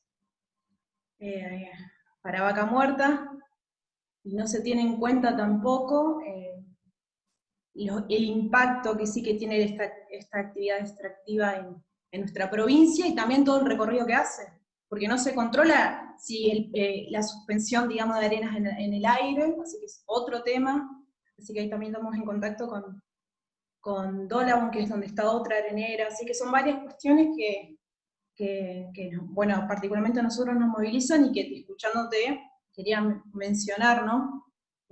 Bueno, y agradecer fundamentalmente también este encuentro, muy, muy interesante escucharte, y los aportes de la compañera y los compañeros. Gracias. Bueno, la pregunta era, en realidad te quería preguntar por la ley de humedales, que en realidad venía por eso toda mi intervención. Bueno, sí, es una lucha interesante. Obviamente que es necesaria, también es necesario, un paso necesario. También nos pasa como al resto de las leyes de presupuestos mínimos. Nosotros tenemos una ley de presupuestos mínimos de residuos sólidos urbanos, y el problema de los residuos sólidos urbanos es un problema estructural de toda la sociedad. Entonces es necesario, obviamente que es necesario. También yo creo que son instancias para que el debate baje a la calle. O sea, si esas leyes, la conquista de esas leyes tienen que estar de la mano de los movimientos sociales, de los movimientos ambientalistas, porque esa es la garantía, digamos, de que la sanción y la implementación perduren en el tiempo. Y además es un desafío político en general. La política que viene en general, entendemos nosotros que tiene que ver con fortalecer los sectores sociales, necesariamente. Cuando pensamos en una ley de humedales, no puede estar eso por fuera de los movimientos sociales. Porque después tenemos toda la problemática, lo mismo que ocurre, en Latinoamérica ocurre mucho, cuántas muertes de líderes ambientales nosotros tenemos.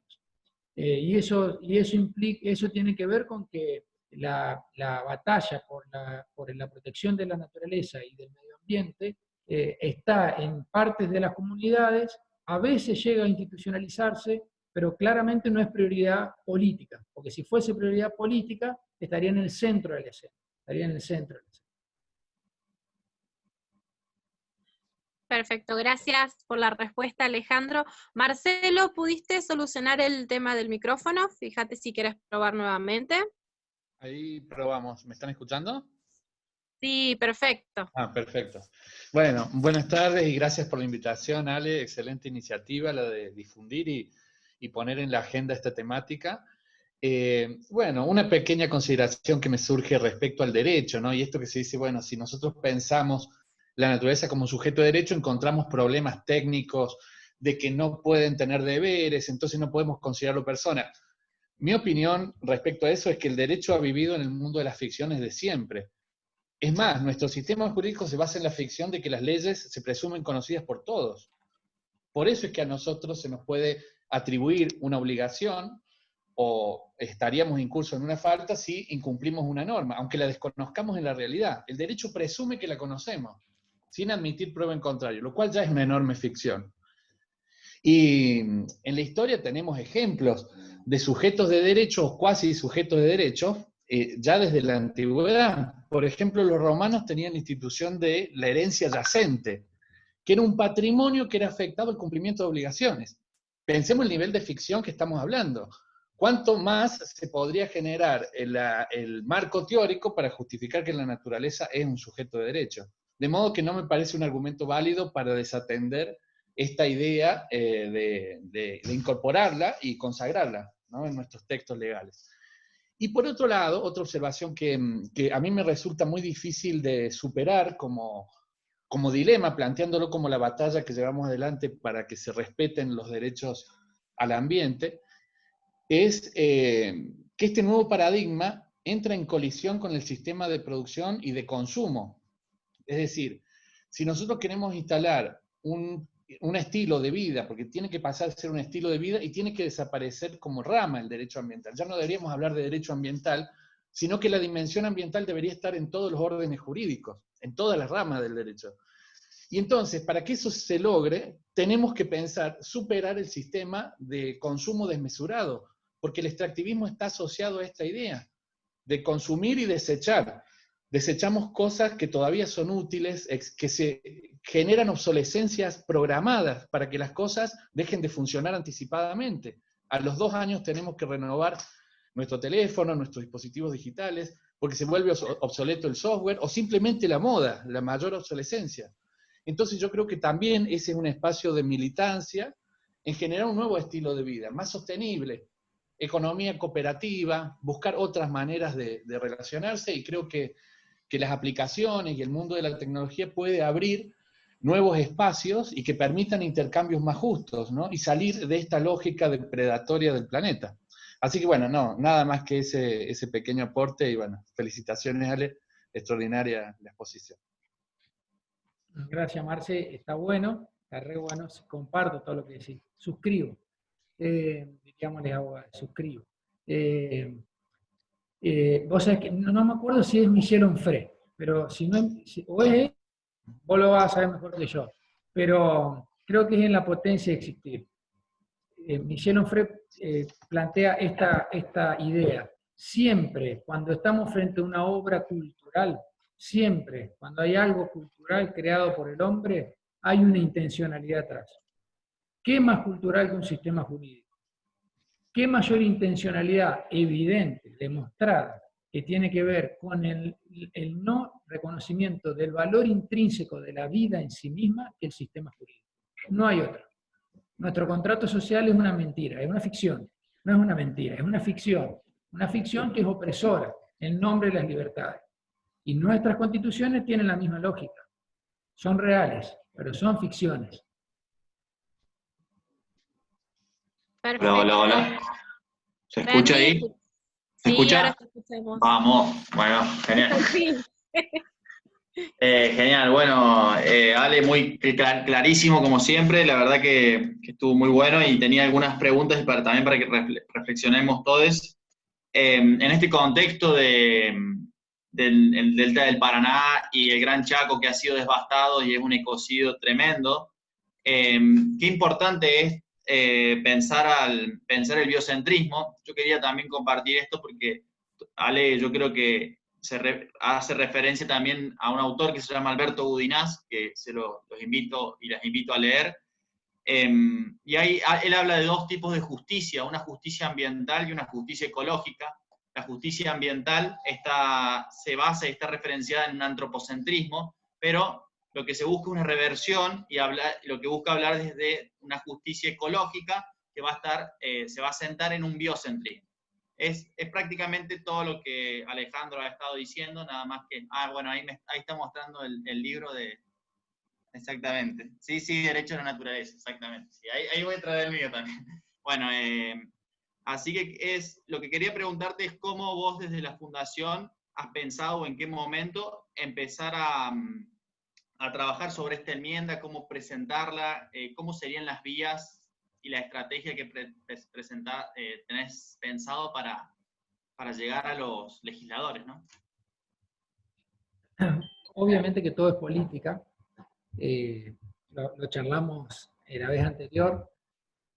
Nosotros como centro de estudio fuimos explorando diferentes opciones con las limitaciones propias de un centro de estudio chico, que lo que hace que nuestro laburo en esta instancia es un laburo es más reflexivo, es más de discusión, es más de plantearnos preguntas, y en ese proceso vamos buscando alianzas. En una provincia que tiene una realidad política, en parte no es lo mismo San Luis que Entre Ríos, que Santa Fe, que Córdoba, no es lo mismo. Entonces, desde ese lugar fuimos explorando diferentes opciones, pero llegamos a una conclusión que por ahora, porque por supuesto todo es por ahora también, y entendemos que lo ideal es poder generar la discusión en la sociedad.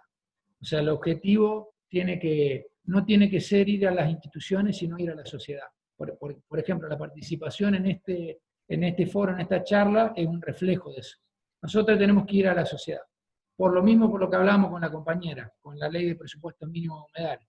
Si nuestra estrategia, que es un poco la que veníamos trabajando, tiene que ver con el impacto sobre lo institucional, una cosa es que nosotros planteemos una acción de impacto sobre lo institucional, creo que es un mecanismo válido. Otra cosa es, si lo que estamos pensando es un cambio de paradigma, ir por la estrategia de lo institucional solamente, creo que sería, además de bastante naif, creo que no tendría buen resultado, porque básicamente si la sociedad no lo define, si la sociedad no lo discute, no lo mastica, no lo rumea, es algo que va a ser algo más de las buenas normas que tenemos.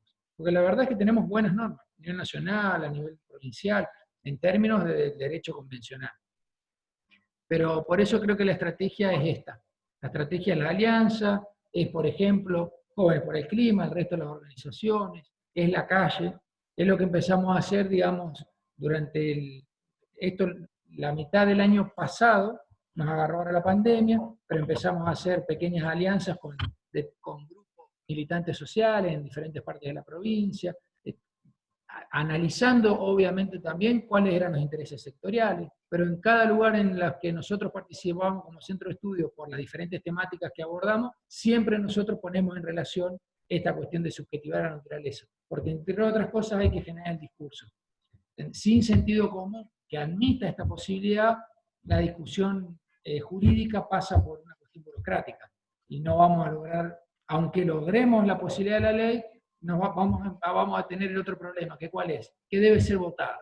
Porque la enmienda, pensemos que en San Luis se sanciona una ley por mayoría absoluta de la legislatura y después se pone a consideración del pueblo en la votación siguiente.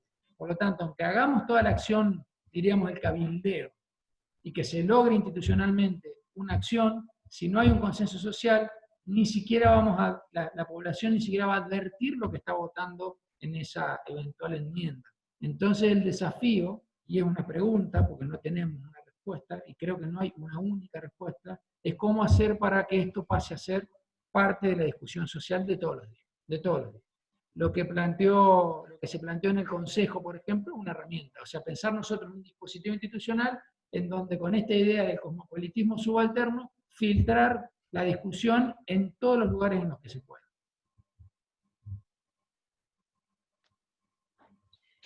Bárbaro, gracias Bernie por la pregunta y Alejandro. Ya vamos a ir terminando. Quería invitarlos a todos para la próxima charla, que es el día miércoles 24 a las 18 horas. Esta charla, tanto como las anteriores, están siendo grabadas y van a estar subidas al canal de YouTube de Jóvenes por el Clima, para que la puedan volver a consultar, y los que no pudieron participar en las anteriores, también si están interesados las pueden ir viendo.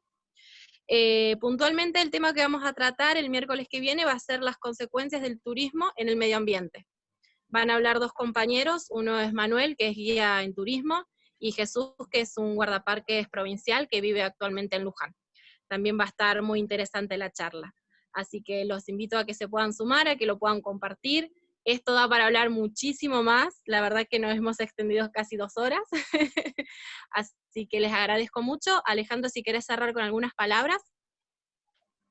Simplemente agradecerles a ustedes, la verdad que es una iniciativa muy buena, estamos entre amigues, pero siempre en general nos surge esta necesidad de poder generar espacios para poder discutirlo. Y lo que decía recién como estrategia, creo que efectivamente tenemos que darle cuerpo a eso.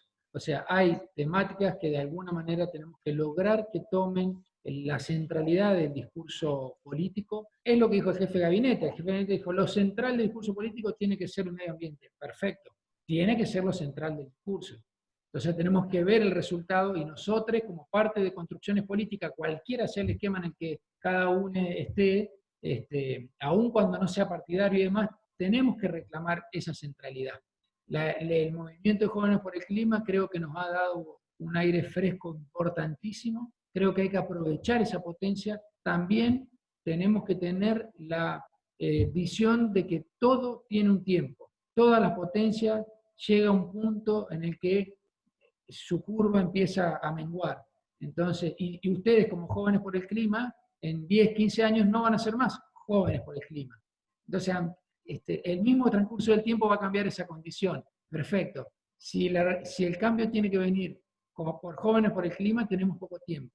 Tenemos poco tiempo, tenemos que trazar estrategias, tenemos que aliarnos, todos quienes estemos interesados en esto, y tenemos que pensar que no hay acción política, no hay acto público que no deba ser intervenido con la cuestión climática, con la cuestión medioambiental y con la cuestión de la naturaleza subjetiva. Muchísimas gracias, Alejandro, muchísimas gracias a todos. La verdad que un aplauso. Así que bueno, los esperamos para la próxima. No, es súper interesante y podríamos seguir mucho más, creo que todos los que estamos conectados podríamos seguir muchísimo más tiempo. La verdad que excelente, excelente, y muchísimas gracias por las intervenciones a todos aquellos que estuvieron presentes en la charla. Y bueno, los esperamos el próximo miércoles, agéndenlo, a las 18 horas, va a ser el mismo ID, y la contraseña para aquellos que se lo llegue a pedir es ambiente.